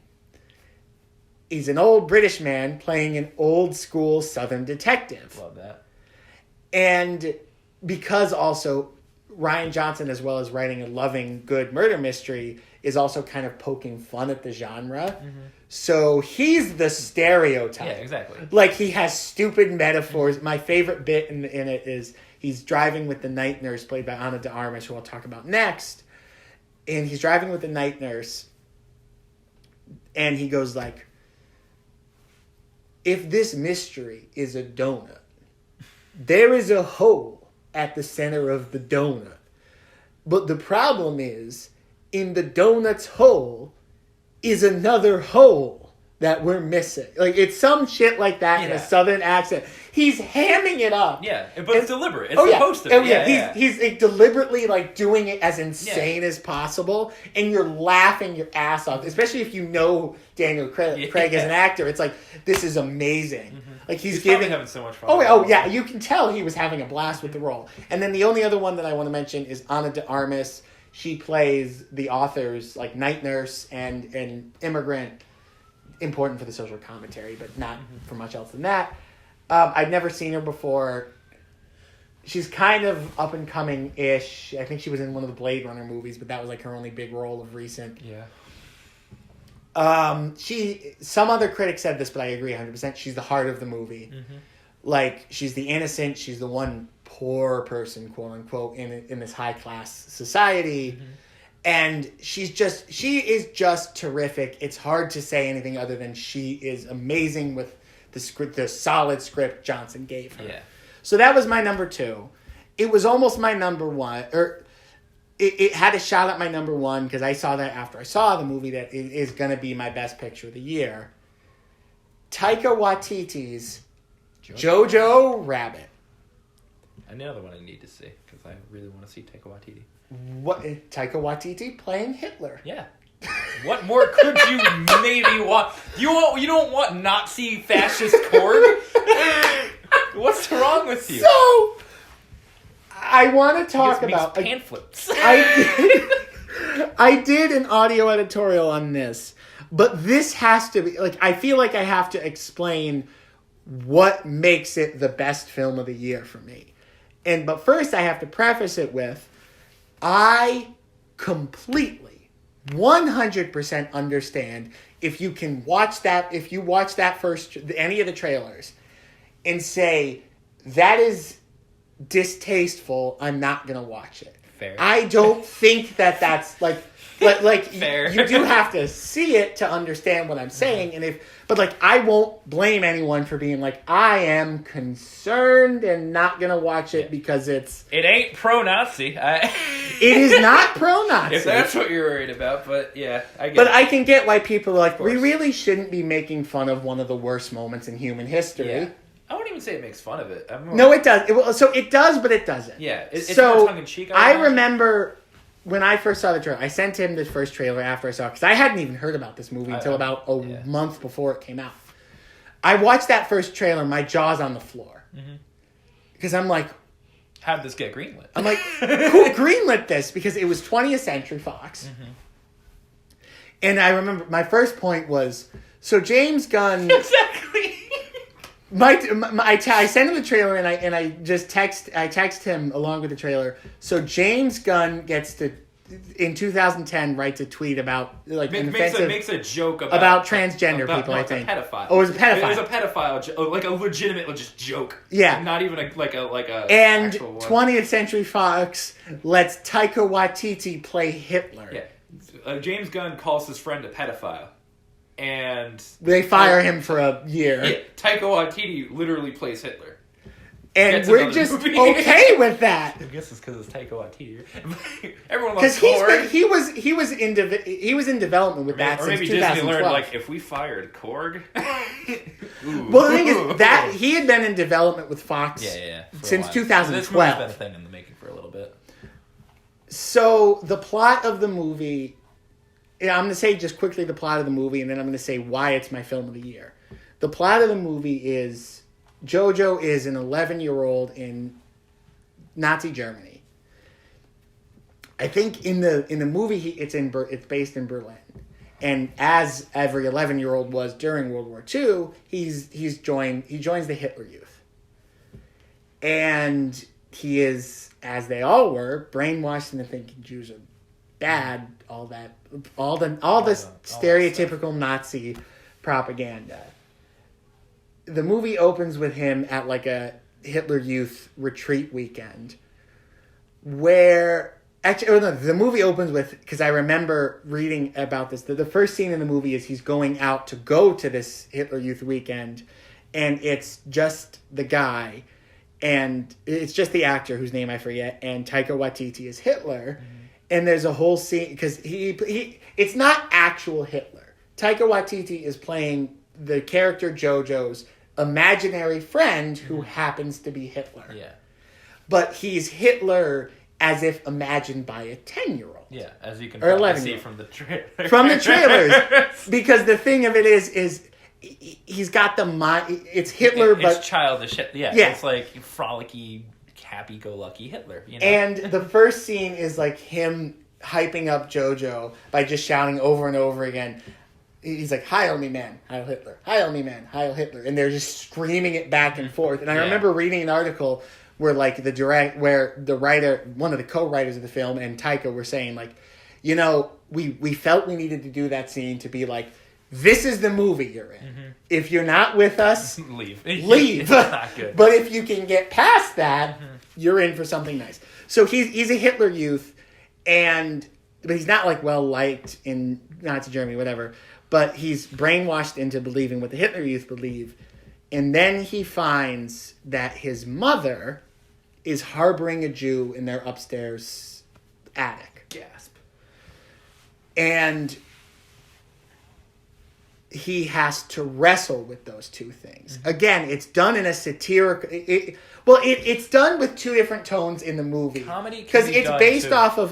off a book, by the way. Yes. And one of the reasons it's my best picture of the year is I've started to read the book, but I'll get there when I get there.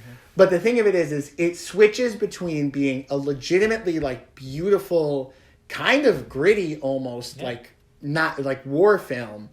Because like the scenes between Thomasin McKenzie plays the character's name is Elsa, the Jewish girl,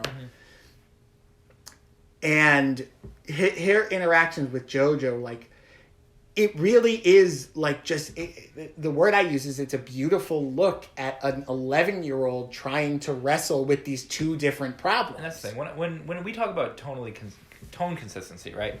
I say that meaning you can have comedy in a movie with tragedy in it. Comedy can be used. Either one can be used to strengthen the other. Oh yeah, for sure. It's the tonal inconsistency comes when like a person faces a bad thing, right? And one time they're joking, and another time they're not. Yeah. This movie looks like it does tonal right. Oh, like, it balances. How many of us have bad days but still laugh our asses off during this, right? It balances happens. It's everything. real. It balances everything beautifully. Yeah. There's no other way to say it. Like you can have a scene where the Gestapo raid Jojo's house.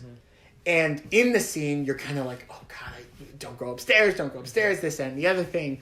Then they go into the room, and, like, they find Jojo's been, like, drawing Elsa, because she's like 4 or 5 years older than her, has kind of been, like, messing with him and describing what a Jew is, and he's been drawing it into a book. Yeah. And, like, you can, in that scene, watch the Gestapo be like, look at this. This is the perfect Nazi child drawing this stuff. Yeah. Like, 2 seconds after, you're like, oh my God, like they're all going to die because it's the Gestapo. Exactly. And again, I'm not doing it justice. It has to be seen to be really comprehended. Sure. But why it is my film of the year, miles above, like I said, it's Knives Out and that are miles above anything else I've listed. And we'll get to Star Wars after this. This movie sucked. This year sucked for movies. except for like a couple of good except ones. for those ones I listed. Yeah. Rocket Man won. So many bad movies. So the reason that Jojo Rabbit is my film of the year is because Taika Waititi adapted this out off of a book called Caging Skies, which I bought after seeing the movie.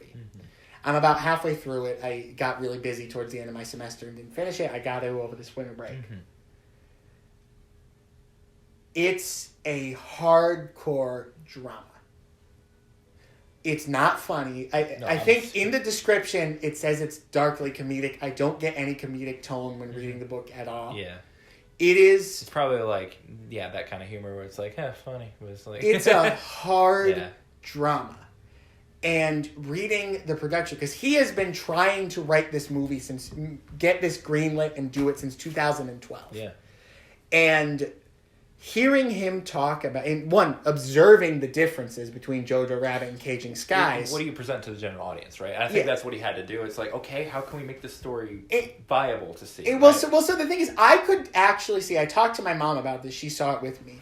I could honestly see it as a wartime drama. Oh, I could, but because it's Taika Waititi, he wants to... Exactly. But also, how many people would want to go see a movie like that? Yeah. It's like he wants the story to be heard, but he wants to make it so like as many people can stomach it as possible. Because the thing is, I think I said to my mom, the problem would be if it was a drama. Yeah. It would kind of be almost, and it's unfortunate because good stories like this, because it is a terrific concept. Like, even if I just had heard about the book, I would have been like, that concept's, pardon my language, although we've sworn a lot in this, that concept's fucking amazing. Mm-hmm. Like, that is a genius concept. Yeah. To spread a story about tolerance, is show a kid wrestling with these two extremes. Yes. And I think it can be best summed up in, through the whole process, Taika Waititi, because he wrote it, was sending versions of the script to the writer of the book. And in his last one, the one that they went with, he wrote, like, it's your child, I just dressed him in different clothes. Mm-hmm.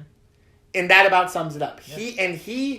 I've never seen, a medium transfer so effective. Absolutely. But a genre transfer. Because he went from drama to a comedy, and it works. It's like a perfect adaptation of that story. Yeah. And like, take for example, one of just the only plot points that's worth mentioning, there's no imaginary Hitler in there. Like, Taika added that in. Mm-hmm. And it still works. Yeah. And also, it's really not distasteful. like when you see that first trailer, your inherent reaction is, God, that's in bad taste. Mm-hmm. But it's not when you actually sit down and watch the movie. Because it's got something to say. Yeah. It's got a message. I'll talk about that soon. So, and we're going to try and, let's say 25 minutes, because the thing we're doing after this, we're going to try and keep this to 25 minutes. Let's talk about Star Wars. Rise of Skywalker. The Rise of Skywalker. We've been teasing it throughout this whole pod. Let's do it. What a it's such a perfect analogy for this trilogy, isn't it? This ending? It's such a great, messy, not shitty. It's like cool to look at sometimes, but it's so messy and under like focus that it's like, what's going on with this new trilogy, dude? Yeah. And I think this movie is the perfect culmination of all that, if you want to look at it like that. But it's a Star Wars movie. But man, oh man, it could have been so much better. And it could have been... I have so much. But to be honest... I don't even know where to start. To be honest with you, it could have been a lot better. In my mind, it could have been so much worse, It could have been, yes. It could have been so much worse. It's not exactly hard. And the more I think of it, it's not hard to tell a Star Wars story, really. Action, adventure, Star Wars... It's like beamy lasers and cool stuff. That's easy to do. But when most of your movie is so blatantly like... fuck Last Jedi, I start to wonder what the fuck the point of the movie is. Okay. So, I'll start, if you don't know where to start. Yeah, sure. With a preface, I guess. Though we've talked about this every time we've talked about Star Wars, I always preface Star Wars critical discussions with this. My first Star Wars movie I saw at the age of 6. It was Revenge of the Sith. I saw it when I was 6 years old. Mm-hmm. Inherently, I am nostalgically connected to this series. Not as much as the original trilogy. Well, I think it's about as much as the original trilogy purists. Mm-hmm. The original trilogy purists don't agree with me, but I argue, like, I've grown up on this Everyone's series. Got their favorite Star Wars movie because it's the first one they saw. And I've grown up with this series. Gone back, appreciate the originals. How I feel about Clone Wars. Clone Wars was the series that made me fall in love with Star Wars. And like, I've grown up with it. I was obsessed with it as a kid. I'm arguably still a little on the upside. I say as I have like Darth Maul socks on right now. I am going to be biased towards liking these. Mm-hmm. I admit that. Yeah. In my critical self and my fanboy self almost argue with each other. And I'm going to be a little harder on it because I love it so much. Yeah. Because I know how good Star Wars stories can be. Can be. And I agree. So I'll start with... Should I go objective first or subjective? It's all subjective. So, I mean... Well, so trying to be as... Well, what I mean is... Well, you remember how I broke it up into the two thoughts? I don't know. Because I have so much to say on this movie. But So, it's like the movie. It's all scattered and fragmented. Well, so basically, when I've said this a couple places and said this to a couple different people, and to be honest with you, almost everybody like agrees with me. So trying to be as objective as humanly possible, it is extremely messy. The plot at points borders on incoherent. Yeah, you flip from scene to scene. You're like, what is happening? I like almost fell asleep because it was too much. You know what I mean? Yeah. It's like I don't know what's going on right now. But and I don't think it's necessarily Abrams' fault. It's not the actor's fault. It's not the production design's fault. And I phrased a question to you that I think we can bring it home more at the end of it. Sure. Of, was the Abrams trilogy doomed to fail? So, like I said, objectively, it's extremely messy. And my hypothesis as to why it is, or my thesis as to why it might have been so subjective is J.J. Abrams either asked himself to do too much and or was asked to do too much for the kind of writer he is. Yeah. And in that he won, and this is because of you Star Wars stans and original trilogy purists. Thank you, Twitter. He has to fix everything you all bitched about in The Last Jedi. Big quotes fixed, by the way. Because he has to fix everything you all complained about. Every single thing. And you can tell the points where he's like, God fucking damn it, I have to retcon something. Rose has 2 lines. She was a main character. There's a moment where like they need to like fix a ship or something. They need to do something that Rose is supposed to do. And they don't. Yep. It's like, Rose, you want to come along? Nah, I got some stuff to do. We're literally fighting the grandest evil.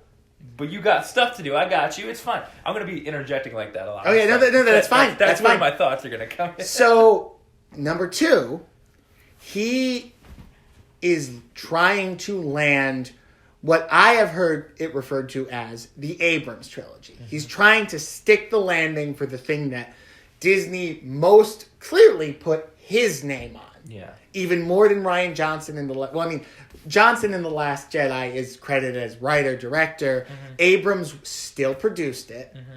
And he again Abrams wrote and directed Force Awakens. Johnson wrote and directed Last Jedi. And then Abrams was back to write it with one other person and direct this one. Y'all see the problem right away with that? But it's all right. So he has to, on top of fixing Last Jedi, number 2, he has to land his trilogy. He has to say, look, this is going to be my legacy in Star Wars. Mm-hmm. Like, regardless of it, like he's like, this, even though Johnson was involved with it, this is my take on Star Wars. So he has to do that and make sure he goes out on the right foot with the fans. Yeah. And number 3, because Disney, for whatever reason when they bought it, decided to touch the story of Skywalker, which was Lucas's original 6 movies. Yeah. He also now has to re-land the end of the story of Skywalker. Yeah. That is a tall ask for a good writer. Yeah. And I think Abrams is a pretty good writer, but that's a tall ask for like, what's an example of a great director? That would be tall for like Martin Scorsese to do. Yeah. Never mind J.J. Abrams. That's just, it's a lot to do, and you can see that he got so caught up in that he forgot to tell his own story. Yeah, but and again, I don't blame him at its biggest. I don't blame him for this. No, I don't. I blame the whole production. The entire thing is just scuffed as fuck. It and here, So with all of that said, the kid in me who grew up loving Star Wars had a goddamn blast watching it. Although, real quick, this is so nitpicky. It's kind of more of a joke. You know when they landed the horses on the ship or whatever? Yeah. Why didn't they just tip it? Yes. It's a ship, right? I don't know, man. But again, but here's the thing: is when I say I love it as a Star Wars movie, I love it as a piece of sci-fi nonsense. Yeah. That's why it's not even. It doesn't crack my top films, is because he led this segment with, or this sub-segment in movies with, it's a Star Wars movie. Yeah, it's a Star Wars movie. You can recognize it. Yeah, it's Star Wars. You can recognize it. It's got all Star the Wars. iconography. It's got all the fan service you want. It's there. But it doesn't land any. It doesn't. It's like a stale saltine. It doesn't do. It doesn't do any of the three things he was trying to do. And I mean, well, look at it like this. There was no. Look at the other two endings of the trilogies, right? Like, you got Obi-Wan versus Anakin. Yep. You got Luke versus Vader and Emperor. Yep. And what do you got in this one? Yes. It's like you have Emperor wanting to take over Rey, but wait a minute, I'm actually going to suck out their power and refill mine. But I also made Snokes, but they're just sitting in the canisters now, and I don't. It's like he's talking like I was, like, as the joke right there, right? He's like, then this, and then there's also this, but wait, actually this thing happens. And like he's like a conspiracy theorist on a board because they told him, we want you to retcon half of Last Jedi, but we can't retcon it, so just explain away things. Yeah. And it's I don't know, again, I don't know if he was told to do that or that was him, and I don't really care. What matters is that we have this shell of a movie that Rey's not who she was anymore. She has no fucking clue. She wants to find her place in all this. I guess she's just a Jedi now. That's compelling. Like that's her. There's nothing more to her than that. And Finn lost his character entirely after the first movie. He is nothing like he was in the first movie. Yep, absolutely nothing. Poe didn't have an arc. Like, the second movie, I think, was trying to teach him, like, hey, being a hotshot isn't what matters. I think he was supposed to, like, mature as, like, a general. Because he's a general now.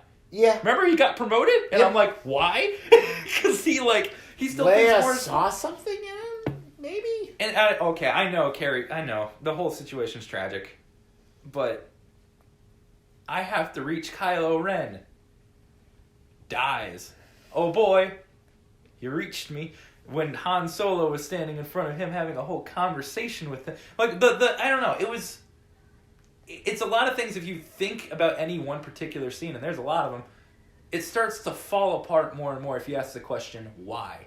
And that's nitpicky, but when it's every scene, I have to ask, why?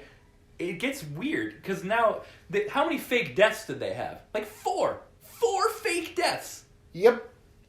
Where's the tension? Chewbacca almost died off screen, but there wasn't the second ship. Did you notice that? They showed the first ship. Where the fuck did the second ship go? We saw him get on the ship. They pulled the ship apart. There was another ship. Bitch, where? You telling me you didn't see the other ship go? And it's like, okay, C-3PO loses his memory. I really like C-3PO in this movie. He's really funny. And it was really kind of sad to see him, oh man, he's really going to get his memory wiped. And he's going to be lost of a character. Oh, never mind, he's back. No stakes. He's good. Oh, fine. All right, cool. We see a lot of Luke in this movie, even though he's supposed to be fucking dead. It's almost like people didn't like Luke dying or something, and they really want him to be more of a wise mentor figure to Rey. To be fair, 5 has a decent amount of Obi-Wan in the same. That fits.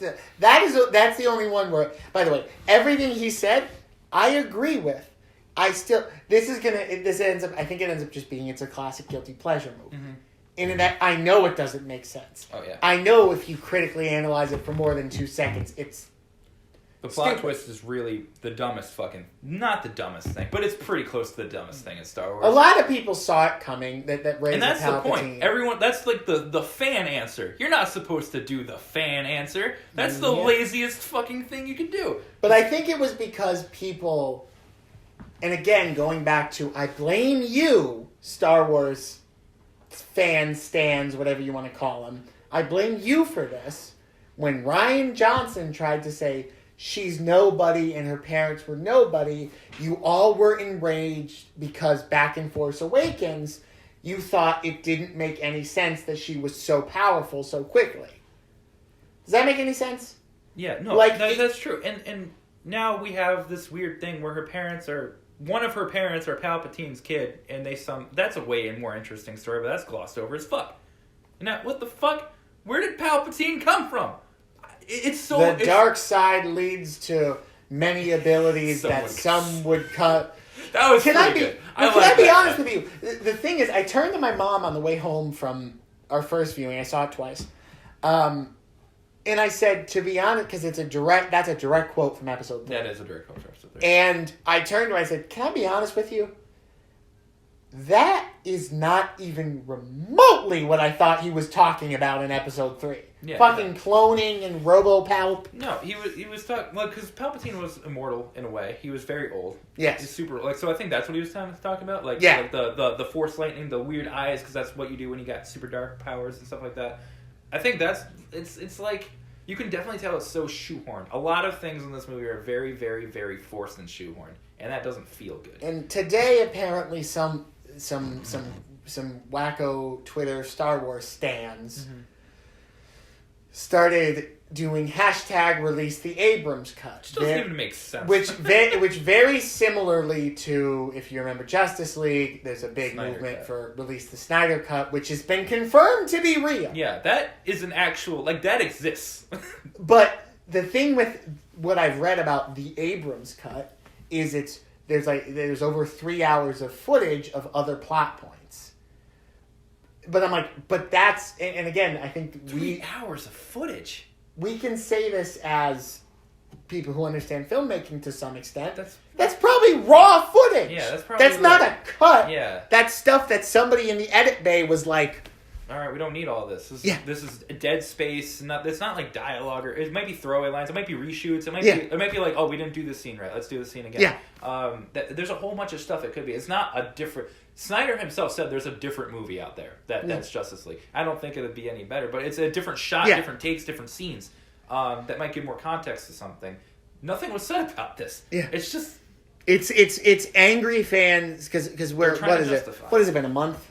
Or a little, just under a month. Just under a month. Since it came out, and I think it's the fans who are still kind of pissed about it, which there are fans who are pissed about it, and I get why. Yeah, and this is just... it's going to be the most forgettable one for me, I think. Yeah. So here's the thing. Here, I mean, unless you have more to say about the actual movie, I can kind of wrap it up with a message to Disney, which they'll never listen to me, even if I work for the company. I guess I'll give a little thing real quick. We've seen from the good movies here, and that when you have something to say, your movie is infinitely better. Yep. And here's what I mean by that. I'm not saying give a moral of the story, right? Your characters go through arcs. Those characters learn lessons. What can the audience might glean from that? What are you trying to say? Yeah. What are your characters going through? Or what are you trying to do? What's the plot? What are you doing? Why are they fighting? Take, for example, not to cut you off, but to say, take, for example, because I follow what he's saying. Take, for example, there's no message in Once Upon a Time in Hollywood, but you want to reminisce about old Hollywood and nail what that feels like. He's saying, I love old Hollywood, I want to do a love letter to it. And you're like, cool, I want to see that love letter. And even in the first 6 Star Wars movies was the story of Anakin Skywalker being corrupted by a bad system, turning evil, and then eventually being redeemed by his good son. Yep. That is the story of Anakin Skywalker, right there. Yep. What are these movies trying to say? I don't know. And this is why they shouldn't. And I, over time, have came to terms with the buyout. And are you done? Yeah. That's basically what I want to say. Over time, because actually, also, because we've started a new decade, we can look introspectively. Because what was the buyout? 2012? Yeah, it's about there. I remember, because at that point I was an obnoxious middle schooler, starting high schooler, freaking out like, oh my god, the mouse is going to destroy this. Mm-hmm. And over time I've came to terms with, they have a chance to do things well. Mm-hmm. Hearing certain people, certain creative types talk about it, you can tell that they wanted to, I think it was when we were down in Disney for that band trip. Yes. I was at, I want to say it was part of the, little Star Wars experience thing before they built Galaxy's Edge. Mm-hmm. And there was a little movie that you could sit down, and it was like Kathleen Kennedy, J.J. Abrams, Dave Filoni, and a couple other people in this like almost doc about what they've done since they bought it. And they were talking about like, this presents an opportunity to allow different creatives, like now in the 2020s or 2010s into the 2020s, who saw those movies as a kid and imagined what they would do in those stories that shaped their creative identities to do them. And I remember when I heard that, I'm like, you know what? That's a more movies that can do things like that make sense to me. But the problem is, and again, please hire me for the Disney College program. I do like you, Disney, as a company, but I'm going to criticize you for a moment. When I surmise that when Bob Iger bought Lucasfilm and the rights to Star Wars and Indiana Jones, all that, but mainly Star Wars is the reason they bought it. Because at that point the MCU was like starting. It was like middle of phase 2. Middle of the second phase. Yeah. And it was wildly successful. Yes. Avengers was just kind of blown out. I think maybe the second Avengers movie. So I am convinced that Bob Iger thought he was buying the next Marvel. Because the thing about it is you can tell from the decisions they made. Because it was one a year.